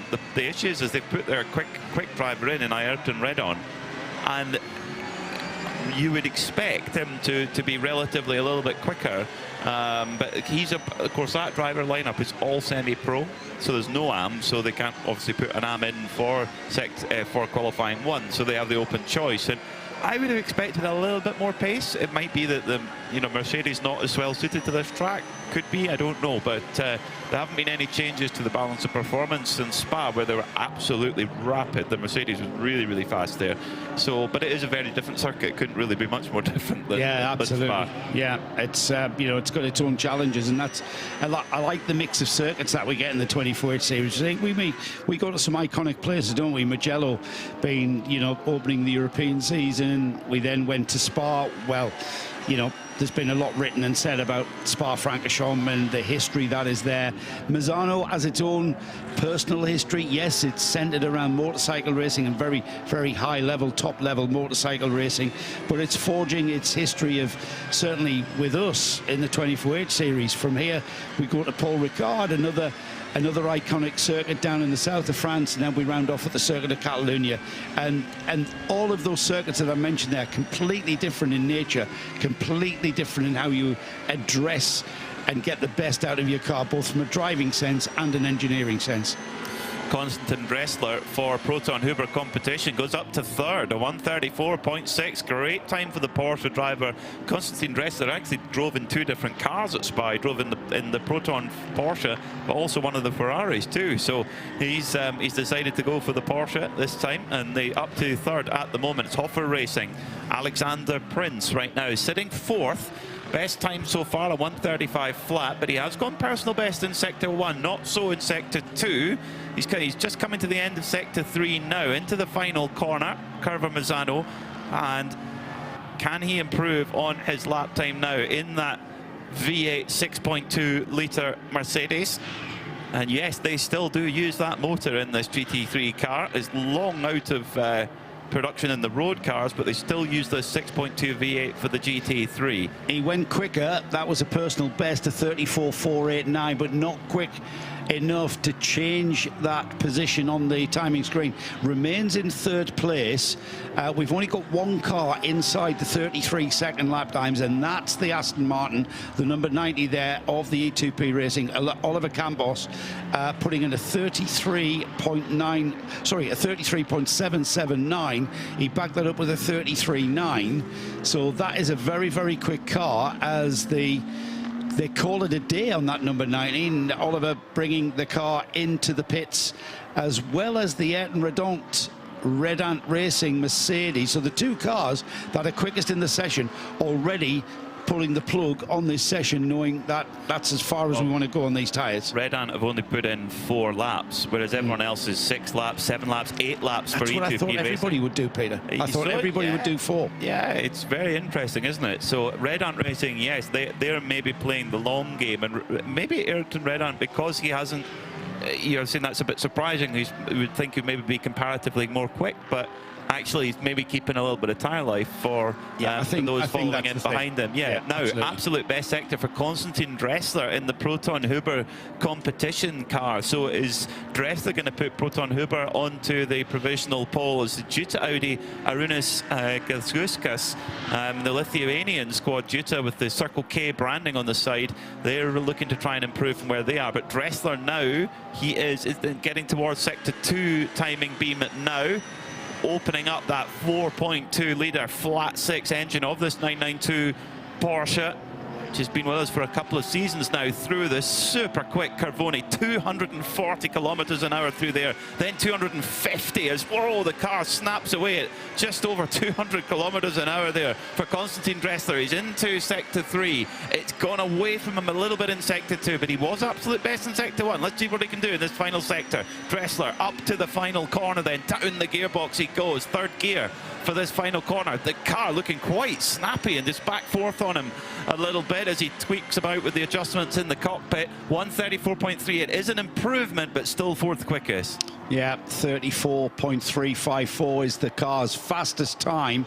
However, he remains on the provisional second row behind Alexander Prince and the Hofer Mercedes. Still out there on the track, the number 56 of Denis Vasek, the Scuderia Praha Ferrari, that's taken the checkered flag, so that's going to be no more lap times from that car, with a 35.084 from Denis right there at the very end. 8 laps completed, that's the most we've seen.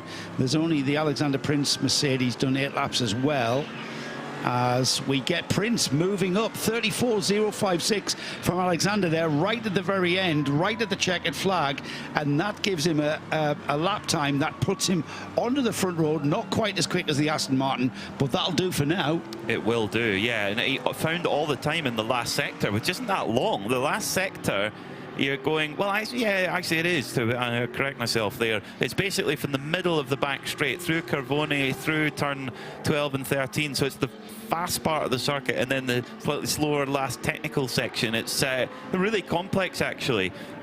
So Campos then on pole position at the moment for E2P Racing, and they've got their hot shoe Antonio Cenero to jump in the car potentially next, and then or they'll go Pablo Berguera and then Antonio Cenero to finish off the 3 qualifying sessions. Haas RT, they sit in 8th at the moment. Peter Gwellink's 135.3. Great squad, Haas RT. When you think they're only 2.5 years into their racing career, you think they've been around forever. You know, you think they've been around for so long, but they're still a very new team, but have got proper people at the top of the organisation. Chris de Donker, the team principal, and Sandrine Haas, the co-founders of the team. But I didn't realise how prolific a rally driver Chris de Donker was in an S2000 Abarth Fiat. I didn't realise that. I read that this morning. But a real expert on endurance racing and running a team in that environment. Yeah, had the pleasure of working alongside him at Spa one year in the Fun Cup race there. Good character as well, good motivator of people. As we get to the checkered flag then, Peter, and so RAFA Racing, I think job done, I would say. Provisional front row at the moment, but it was Oliver Campos who set the pace in that early qualifying session in that Aston Martin GT3 Evo to match the latest road car of that Aston Martin. Campos, a winner of the 500 kilometers of Alcaniz in the past. He's been racing for over 20 years. A race winner in Spanish GT and indeed in VDV Insurance as well. And his young teammate Antonio Cenero, a very impressive young driver too. Quite ominous, really, isn't it? Yeah, when you've got Cenero to plug into the car as well. Do you know what? They, as a team, they've had such rotten luck, really, for the first couple of rounds. They deserve a boost. That team are due a boost, I think. As well as that, we've got Pablo Guerrero as well. I'm not sure which one of those are going to go first. Let's head down to the pits, though, as Dyer's got someone to chat. I'm with Oliver Campos from E2P Racing, who you were just talking about there. How satisfied are you with that time you put in on that qualifying session? Well, it was very, very satisfying for us and for all the team to do a great job, and in the end we be able to qualify the car in first position. After a bit of a rough start of the year, I think we start to get ready and very solid team. So I think this is a good race for us to show our pace. As a driver, can you feel you've put in a quick time? Does it feel quick to you? Well, as a driver, it's easy to be always not completely satisfied. You always make some mistakes here and there, and this was the case in this lap. It was not perfect for me, but it was enough to be in first position. And now let's see how the rest of the qualifying goes. What were the conditions on the circuit like? We've sort of seen there's a couple of damp patches, I think, still out there. Yeah, I didn't see any water puddles or any humidity in the track, but it was definitely cooler than yesterday and today. So it took us some time to warm up the tires, so we couldn't totally use the edge that the new tires give you. But the track is dry, all the curbs are dry, so it's safe and fast to drive. Thank you so much. Thank you. Oliver Campos, a provisional pole sitter. I love the race suits that the E2P guys have got. They look like American astronaut suits, but without not the suits that they wear outside the space shuttle, the ones they wear inside the space shuttle. Yes. I noticed they were HRX as well, which have kind of like, they're quite seamless, the HRX style of the suit, and I think that's what makes you think that. But they've got as the well badges, as the colour. they've got the badges with like the little rocket on it and everything. Yeah, it's really, it's very much a deliberate attempt, that's for sure. It is Antonio Cenero, the semi-pro graded driver. They're a real hot shoe in the E2P car, who's going to take this qualifying session. That makes sense. Before we take any more life out of these tyres, I mean, yeah, the car had only done, what did we say? That was 6 laps, I think. No more. They did about 9 or 10, actually. They did more than the Red Ant car. The Red Ant car tyre age, 8 laps for on the tyres of the E2P car, just 4 for the Red Ant car, which has been taken out by Ayrton's brother, Yannick. Hofer haven't gone out yet, but hopefully will do. Tim Muller will take out the GT Racing Audi, and we'll get the rest. Actually, that's interesting. There's taking their time, aren't they? Just taking time, yeah. Scuderia Praha taking their time as well with the number 56 machine. Scuderia Praha have been a Ferrari dealer for over 25 years in Prague. Well, they were a big part of this series. I say not so long ago. It's probably pre-COVID, the pre-COVID years. Championship winners, race winners, and that team certainly know how to put a Ferrari together and go very quickly in these races. Yes, they do. So it's going to be Max Partel taking out the Hofer racing car in provisional second at the moment. Vasily Vladikin for Continental Racing by Simpson. For Haas RT is Matthias Lismont, Joseph Kral. So Joseph Kral, the hot shoe in the Scuderia Praha lineup being put in. Dwight Merriman took in the Aero Motorsport car, but it hasn't gone back out for qualifying yet.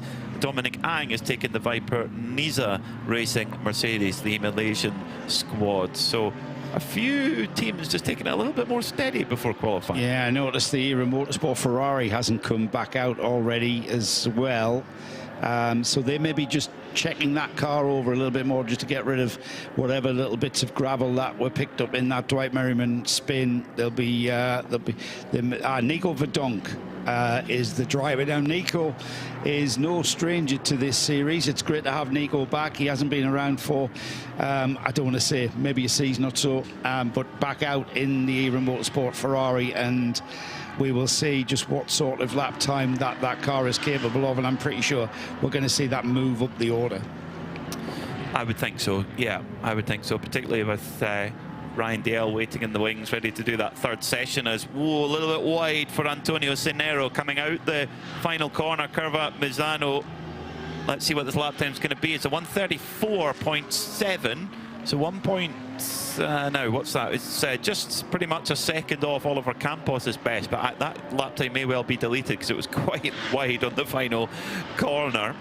So 136 flat for Tim Muller on that lap. He's the second to come over the line with a flying lap. So yeah, just we're not quite up to speed for Antonio, just building up that speed. The number 93, Yannick Redont, in the Red Ant Racing Mercedes, in that kind of sinister all-black livery, isn't it? It's kind of like the Dark Lord sort of livery on that car. It's got the red and blue. Looks black in the sunshine. It's an actual dark blue and black, isn't it? I think it's had some parts replaced that I think it has as well. Yes, maybe it works at the front end. It works. They say don't mix blue and black in fashion. I don't agree. I think it does. Agree.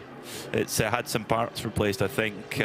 We've got more news from Hofer Racing. Nick Damon has run it down for us. Flying session, they're just all bedding themselves in, so let's get someone who's bedded himself in already. It's Alexander Prince. The excellent qualifying form continues. Yes, not perfect like it was in the last 2 races, but it was just up to the driver inside the car. That did not happen with, again, P1. I was a little bit unsure with turn 4 after my parking in the gravel in the free practice there, so I took it a little bit more defensive. And also in my fast lap, I had a small mistake in turn 14, where I just thought to myself, just screw it up now. And it happened directly because I braked too early. So it's always when you're not focused completely. So it was just up to me. I just brought all the best sectors together. So yeah, I'm happy with P2. So let's see what's going on now. And yeah. Very tempting curves here, but how much is track limits in the back of your mind the whole time? Honestly, not so much. Because as a driver, you feel it quite well, especially here in Misano. Then I had one lap time deleted. I'm still not sure if this is, right, but we will check it later. But you feel it quite easy, and so for me, it's not. I'm not thinking about track limits because I just focus on my line. Every driver knows it, so you have to focus yourself that you don't cross this line, and so that's it. How it goes, the game. Great result in Spa, class win and overall podium. How does that affect the team? That sort of fantastic result. Quite a lot. The motivation is still quite high with everybody here in the team. But we were unlucky in Mugello. I had a mistake. I had a crash, so that's why we had to take this 5 laps penalty. So especially then in Spa with the overall pole position and then this amazing result is just a payback for the guys for the hard work and also to bring back all the motivation. And it's for sure it's more fun when you finish in the front than if you just be in the midfield, for sure, yeah. And how are you feeling overall for this event? Do you think the Mercedes is suited to this track? Excuse me? Do you think the Mercedes is suited to Misano?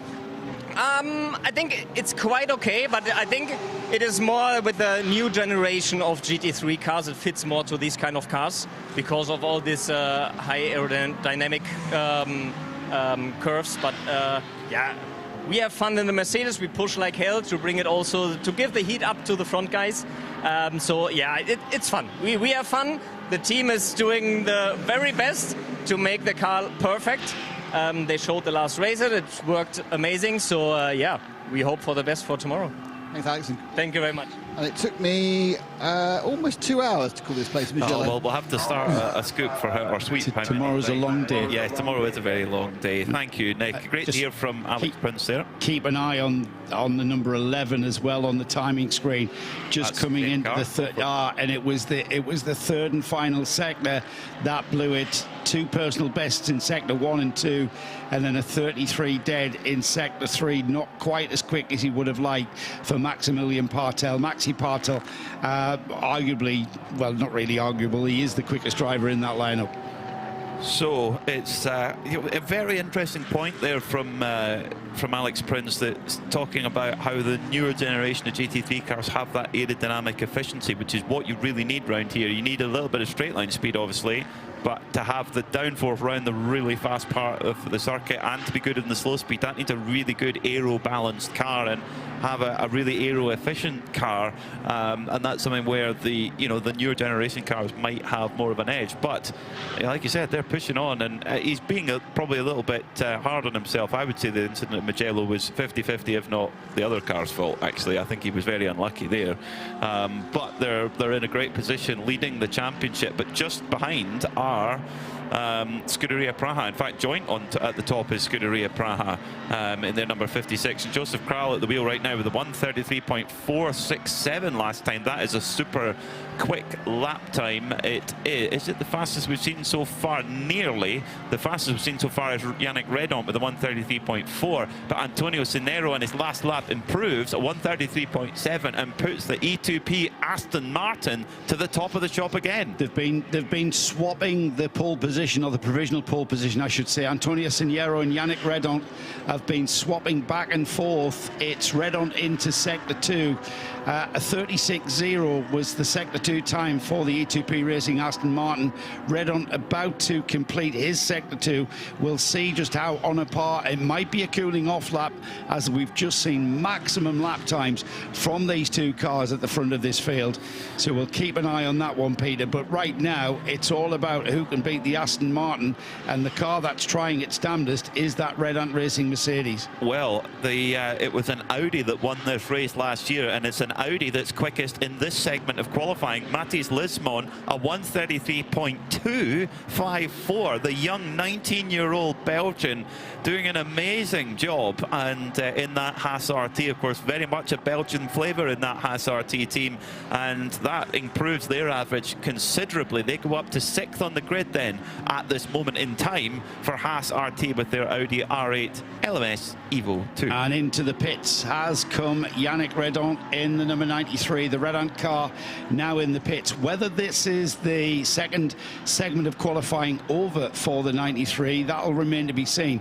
We did have a cooling off from both the Seniero Aston Martin. That number 90 is still out there, but whether it comes into the pits, so we may just get Mathis Lemont in the Haas RT Audi with a 33.2. However, he's now backing out, and that's a cool down lap. We might see that car and pretty much everybody now beginning to peel off into the pits, Peter. Watch for Joseph Kral, though, in the number 56 Scuderia Praha Ferrari, one driver who has been at the top step of the podium many times in Creventic competition. Silver and highlighter yellow Ferrari coming through Sector 2 at the moment. He was absolute best in Sector 1. Is he going to be, as they click the timing beam, he's personal best through Sector 2. So this is a strong lap from Joseph Kral, the driver who's won races before in the GP2 category, beating guys like Felipe Nasser, Brendan Hartley, Max Chilton, James Calado, etc. He's beaten them all in GP2. He's coming up through the final section now, the Czech driver, the 34-year-old. And is this going to be a time, the fastest of the session at the moment? It's another Audi of Vasily Vladikin with a 133.191, but can Joseph Kral improve on that? Yes, he can. 133 flat. 133.014 puts Scuderia Praha Ferrari up to 4th on the grid. And that's the quickest time I think we've seen all day, isn't it, in this GT3 session? A 33.014. Joseph Kral, he has not lost any of that talent that we saw such promise from the young Czech driver in GP2. We thought we might see a Czech driver in Formula 1 at the time, but alas, he went off on a different tangent. But he's found a place with Scuderia Praha, and he's been a big part of that team, mentoring and driver coaching their customer drivers in whatever sports car, and of course Ferrari Challenge across Europe. They've been a big part of that since we last saw them in the 24H series. Made a few guest appearances, didn't they, last year in this series, but they're back for the season proper and level on points. So championship lead with a 3rd place at Spa has brought them right into contention. Like we said, Peter, this is the halfway spot. Tomorrow evening, when we bring down the checkered flag on the 12 hours of Misano, we'll know just who's in contention going into the final 2 rounds.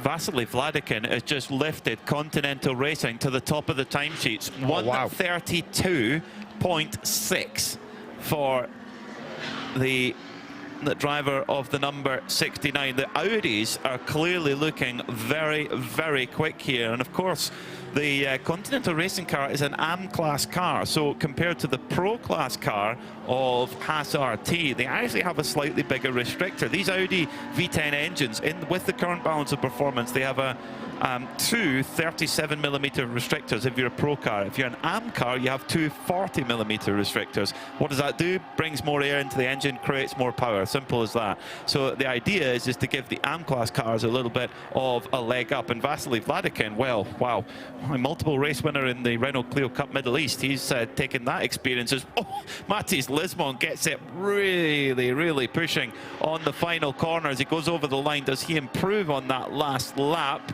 Yeah, he does. He improved on his best with a 133 flat. It's a 33.039, only 200ths of a second off Joseph Kral. But yeah, sorry, that was a 35.0. Yeah, so Joseph Kral 33.014. Mathis Lismon, a 33.039. That's how close these quick guys are at the front. That's amazing. That's absolutely amazing. But the Audi appears to be a very strong package. It's a car that's been around for so long, but it's one of the most successful GT3 cars in history, with that venerable 5.2 litre V10 in the middle. It just sounds incredible. Every time you walk into a circuit and you hear that sound, you know it's an Audi R8. Or indeed a Lamborghini Huracan, because they share the same engine, but there's no Lamborghini Huracans here this weekend. So when you hear that, you know it's that Audi R8. Amazing machine, and showing that there's still life in there. Vasily Vladikin, that is a really hot lap time. To give a bit of context, that at 132.6, that is 1.7 seconds quicker than the existing lap record. It's 4/10 quicker than anyone that's gone. That is remarkable. Quite remarkable. Now, that is not a lap record until it's set in the race. We'll see what times we see in the race tomorrow, but I think that the circuit will only get quicker if we don't get any more rain between now and the race. Due to be dry in the race. Yeah, we were talking about this race this weekend being in the wet, weren't we? But that weather forecast has changed, and no more rain forecast this evening, I believe, Peter. So the rubber that we're laying down, unless you've seen otherwise, the rubber that we're laying down is kind of evolving the track. It's going to evolve throughout the day tomorrow. We start the race at 9:30 local time. We finish it at 9:30 p.m. in the dark. Well, in the sunset, in the loaming, I would think, because what time does it get? Yeah, it gets dark about 8:30 here, doesn't it?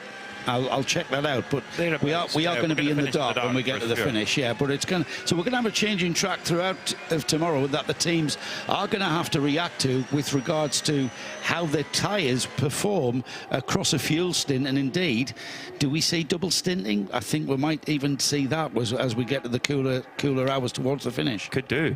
Manuel Lauk improves and pulls the Proton Huber competition car up to 5th with a 133.5.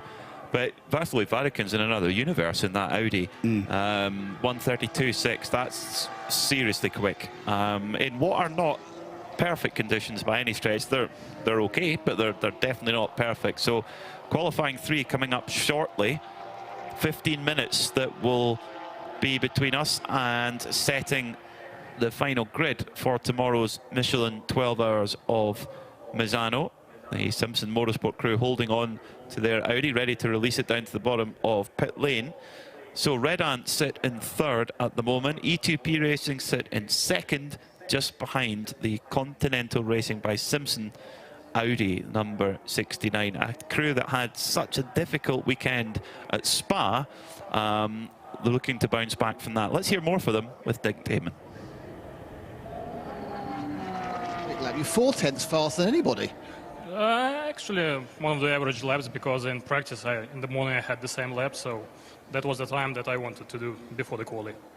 Do you feel that the Audi is particularly well suited to Misano? Yes, for sure. That's, I think, very good car for Misano, for sure. What do you think? Why do you think that is? What do you think is the elements, the Audi, that works so well here?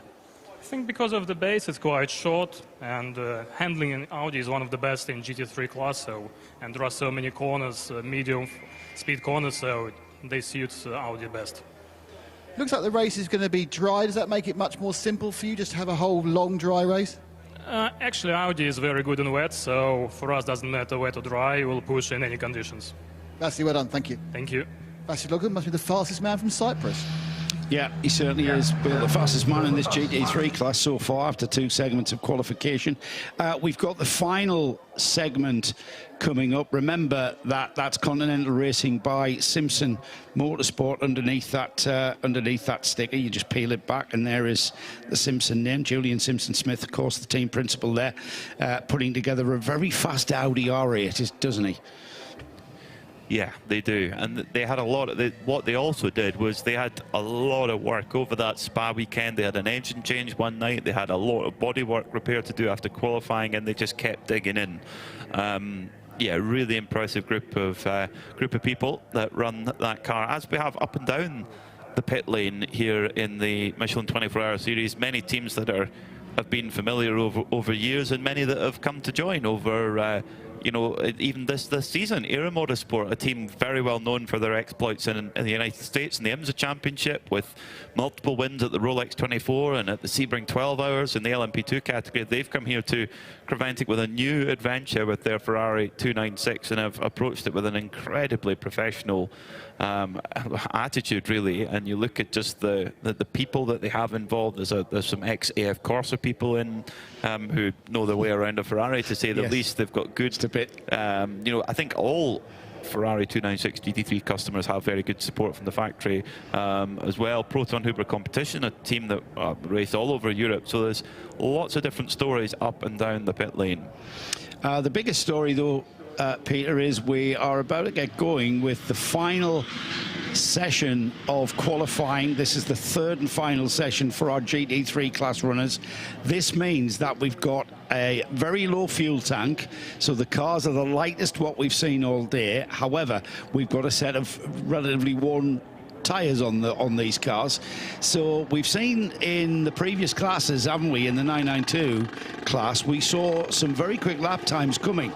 Now, it all depends on the equation and how the planets align with regards to your driver that you've got to put in this session and how they can get the best out of what's left of these tyres, in which on which they've got the lightest configured car out there. So the car's as light as they're going to be. You're going to have calculated it to be, you know, get you to the flag after whatever you've planned, how many laps you're planning on running this car, whether it be 4, whether it be 6 or 8.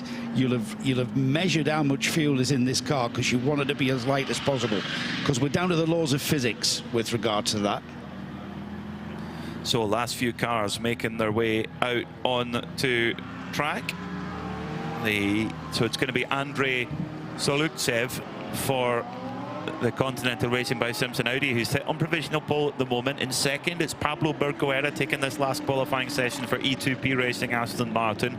Kobe De Broeker for Red Ant Racing, so keeping Kenny higher, nice and fresh for tomorrow. Hoffer Racing will confirm in just a moment, but Matters Weibo will take out the Scuderia Praha car. Then it's Klaus Bachler for Proton Huber Competition. Watch that car. Jeff Michels for Haas RT. Then Nicola Michelin for Jutta. Ryan DL for Era Motorsport. And Melvin Moe for Vipanisa Racing. Let's have a quick catch-up with Nick Damon in the pits. Well, we're actually catching up with Joseph Kral, because anything I said is nothing like as interesting as a man who's just done a very fast lap. Not quite the fastest lap, but were you pleased with that? Yeah, definitely. I mean, we cannot really compete with the AM cars. It sounds weird, but in the end, the BOP is a little bit different comparing to our car. So we have to fight a little bit more in the corners comparing to AM cars, which are faster on the straights. And if there is a fast driver, then of course, you know, it's pretty hard to compete. But anyway, I'm really happy with the lap time because it's reasonably good. Still, we're battling with the average, so we'll see how Matusz goes now, because that's very important for us for the overall result. Ferrari 296, there's a couple of them here. I mean, it's an interesting track, this. Do you think the 296 suits it as a design? Well, definitely. Every track which is, let's say, smaller, comparing to, for example, like Spa or the really big and long tracks, it's definitely better for Ferrari. I mean, when you look at the Ferrari, the car is more like a go-kart, and even the driving style feels like a go-karting. So it's really nice to drive, especially here. You know, you can really enjoy the car. And the first sector, you would say, wow, it's a really small Mickey Mouse. But anyway, with the Ferrari, it's still really entertaining. We see you as the kind of the pro in the team, but you went out second in the 3-driver line. How do you decide who goes out first, who goes out second, who goes out third? It's a good question, and it's never really easy to really decide how to do it. But usually we look at how the weather is, or what we want to achieve, and when we want to achieve what, because you know, you cannot change the tires, you cannot do refueling. So because of that, you need to really plan the strategy in advance to know that the first driver will try to maximize the time, but still protect the tire for the rest of the qualifying, which is never easy, to be fast and save tires. So this is a kind of way what we have, and the plan what we had for now, it seems quite good. We'll see now how Matusz goes, which is never easy to go last, you know, all these tires, but lightest car. How many laps do you get on the tires before they begin to go off a little bit? It's interesting, especially here in Misano, because it takes quite long. I was surprised, because usually we look at like 6-7 laps, and then the peak is gone and the tire is starting to drop off. But as we try to do the long run simulations, it lasted like 24-25 laps. I was still able to really maintain the speed, which is challenging for the driver. When you are sitting in the car, you have to work hard all the time, all the stint. But it was a great feeling that you don't really have to manage the tire that much. Thanks, Joseph. Good luck. Thank you.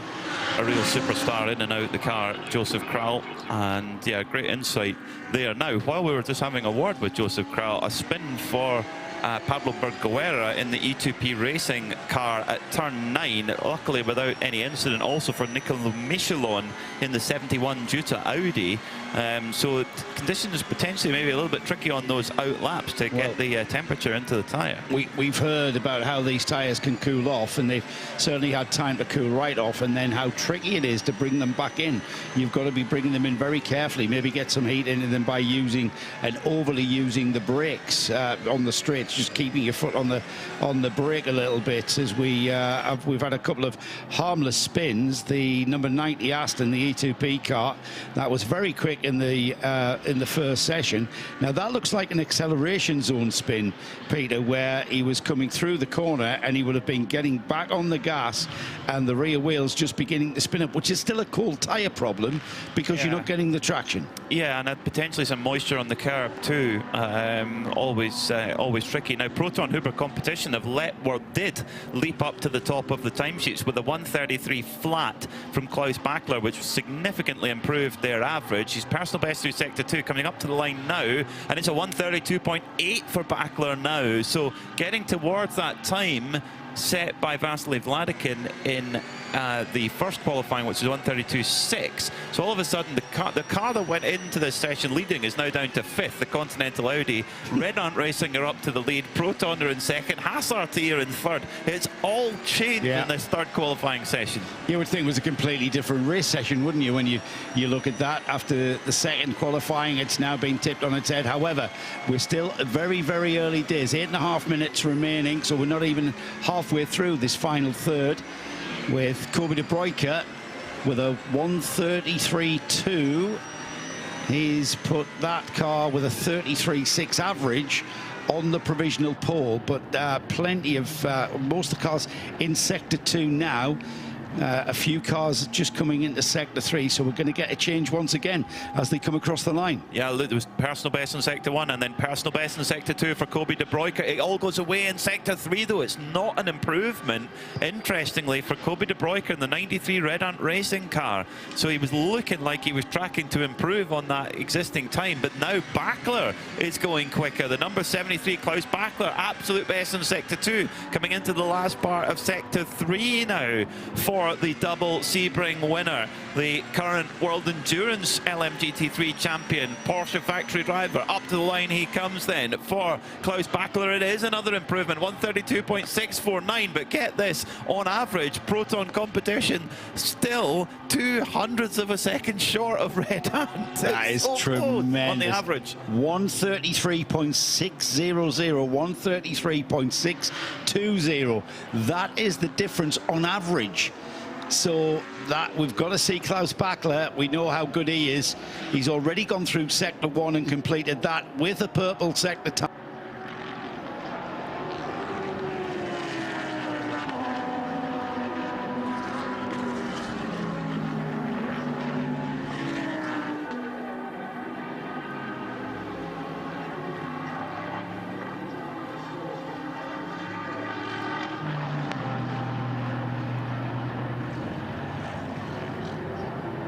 As early as you possibly can at the apex of those 2 tight hairpins. And that sector last year was where the Porsche was quick. When we ran it in July last year, but Porsche was quick in sector 1 and indeed in sector 3 last year. But Klaus Bachler, using his ability, it's just gone away a bit in sector 2, albeit he does still hold the best time in sector 2. So let's see if this is going to be an improvement for Klaus Bachler. He's just got to find a tiny bit more, but no, he's backed off. He's backed off. 6 minutes and 15 seconds left to go.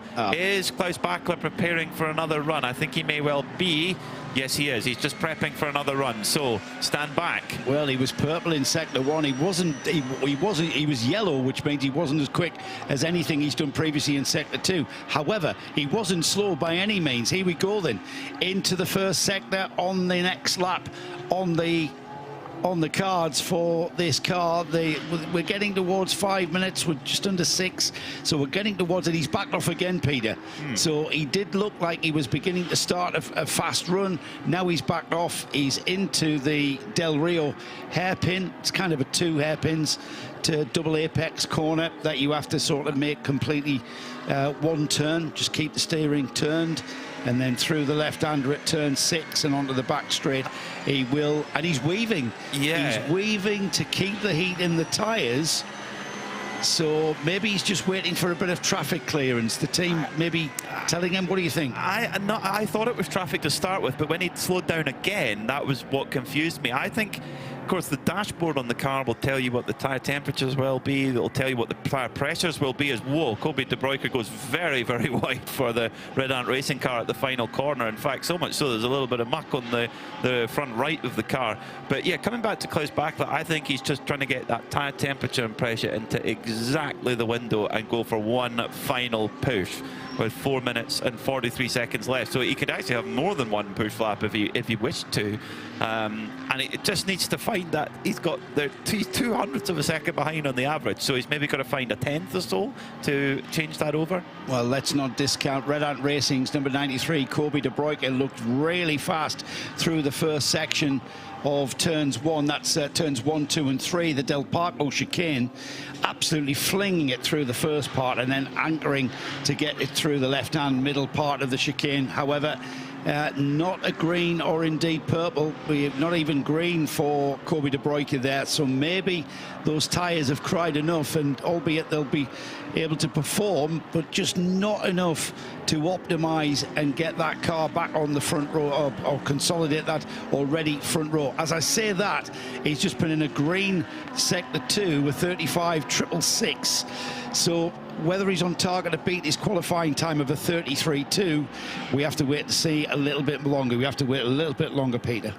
That we will, yeah. Green for personal best as Kobe De Bruyker was maybe a little bit messy in sector 1 possibly, but the fastest lap in this session so far is a 132.6 from Klaus Bachler. Second quickest is the Ferrari of Ryan DL, 133.1. So there's half a second between the quickest of Bachler and the second place car. So the Porsche Proton Huber competition looking very, very strong. And Bachler likewise in his absolute best in sector 2. Here comes Bachler then, 24.4 in the, yeah.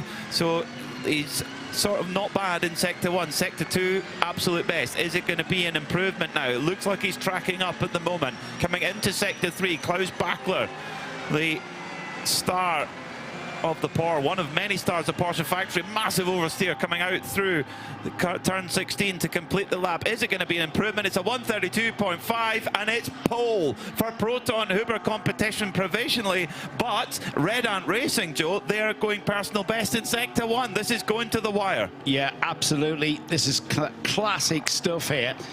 As the Klaus Bachler Proton Huber car, the orange and purple car there, continues round. Red Ant's car, the number 93, though, that's not done quite yet. With a green sector time in sector 1, he's gone yellow, but a 35.7 is not a slow time, and if he can pick up time in the all-important final sector, which he's almost completed here, he's round the Del Caro hairpin, through the kink at 15, and then onto the curve of Misano. That completes the lap. He'll want to optimise the exit on here, not too far off the curb, and he flies across the curb, goes all 4 wheels off the track. That will not count, doesn't matter what the time is, and it was a 33.2 last time by, so a quick time. However, that'll not even count, and it wasn't enough to change that position. He will start alongside the Porsche of Proton Huber competition. But De Bruyker has got 2 more, including this one, if he wants them. So he's going to be pushing, and that's probably why we're noticing that he's going over track limits, is because he's just desperately trying to get that gap. He'll have the team will be on the radio saying we need 14 thousandths of a second on our average. But they disqualify this lap as well, because he's gone over the lap at the last corner. It disqualifies your following lap as well, because you can deliberately go off track limits at the final turn, which will enable you to go quicker over the line and start the lap quicker. So you effectively disqualify yourself for 2 laps. Yeah, very fair point. So he will then have to just prepare for one final push and see if he can knock Proton Huber competition off pole position. And Proton Huber competition, much much like E2P racing, they've had great speed at times.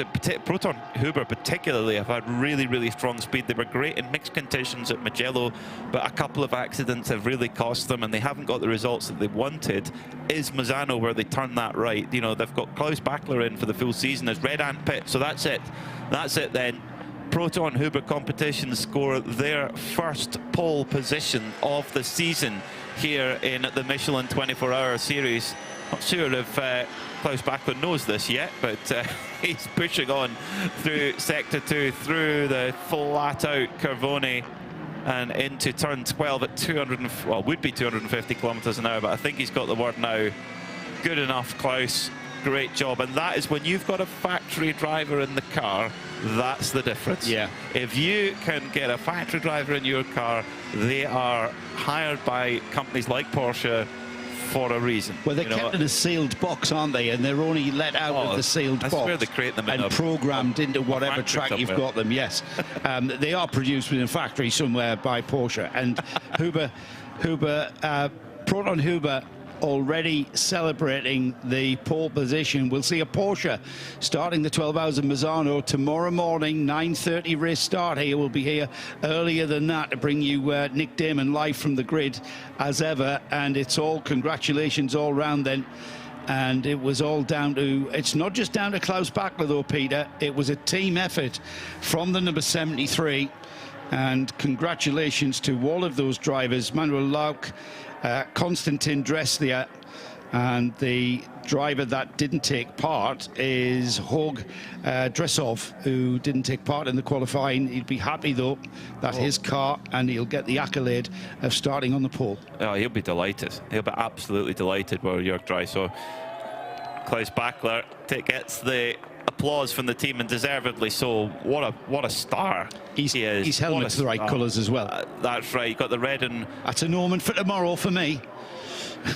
I see where you're getting there, red and white. Yeah, I'm with you now, but I think it's potentially because of his Austrian roots, but we'll go with it. Yeah, it's an omen, Sheffield United also played in red and white. Nonetheless, for Klaus Bachler, you know, reigning World Endurance Champion in LMGT3, a double winner at the Sebring 12 Hours, won the Sebring 12 Hours in the GTD Pro category just a few months ago. And that's 3 different manufacturers and 3 different teams who have scored pole position. We had Kessel Ferrari on pole in Mugello.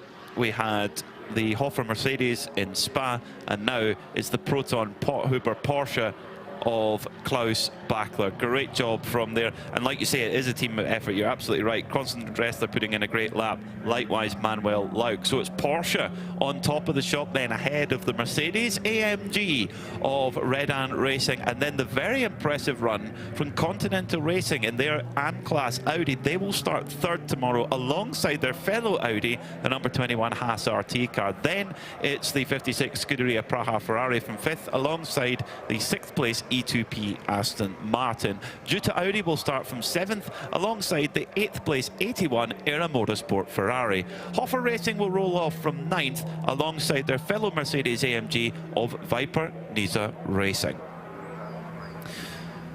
So let's get a word with our pole sitter, who is with Diana Banks. I'm with Klaus now, who's just chatting to the team, and they're all congratulating each other. How satisfying is it to take your first pole position of the year for the team? Yeah, it's really cool. I mean, my teammates did a great job. The car was really great also now.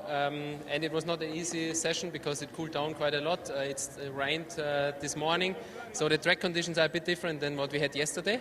But yeah, we made a good job out of this, and we will start tomorrow from pole position, and thanks to the team. A great effort by all of you guys, obviously. You know, it's very much a team effort for this. Satisfied with that result today? Absolutely, but you know, it's a very long race. It's just the first step. It's 12 hours tomorrow. The pole position is a nice, you know, icing on the cake, but we have to get the cake tomorrow. What do you think the conditions will be like? Yeah, as you can see, it's raining again, so we were not sure in the beginning with the setup if it was the right direction, but in the end it fits, and that's the most important thing. Well, the team were absolutely delighted, so I'll let you go back and carry on your celebrations, and well done for that pole position for the 12-hour race tomorrow. Fantastic stuff. I mean, Manuel Lauk as well. I mean, 7 times a class winner at the Nürburgring 24. You know, you need to know how to drive in inclement weather if you're going to do that. And more importantly, the Proton Huber team that they've got behind them, that's propping up the driver lineup. You know, we kind of forget that car is very well put together. It's going to be a very competitive situation for these guys and girls going forward over 12 hours.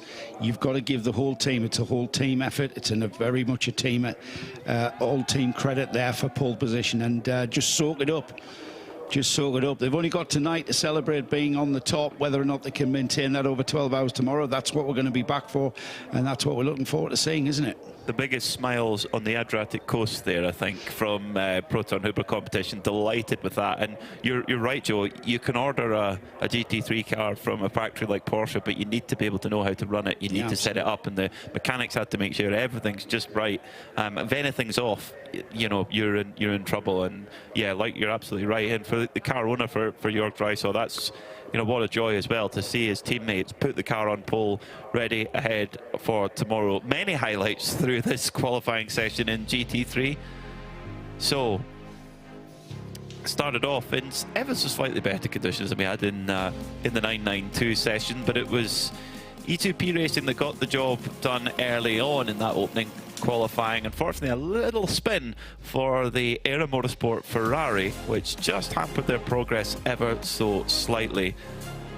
Scuderia Praha also getting ready for a good run, which put them eventually third on the grid. Scuderia Praha, of course, locked at the top of the championship with RAFA Racing, so every qualifying position does matter. But in the latter stages of qualifying, E2P were up there in a strong position, but a difficult third session for them, and a spin just put them a little bit further down the order. But the day belongs really to Klaus Bachler. What a special driver he is. So experienced now, a 132.5, the quickest lap time we saw all through any of our qualifying sessions. Be sure to join us tomorrow, 9:30 local time here. We will start the race, but we will have coverage, the warm-up from 9 o'clock, where Nick Damon will be walking the grid and speaking to some of our drivers. But from us all here at the Misano World Circuit, Marco Simoncelli, it's goodbye.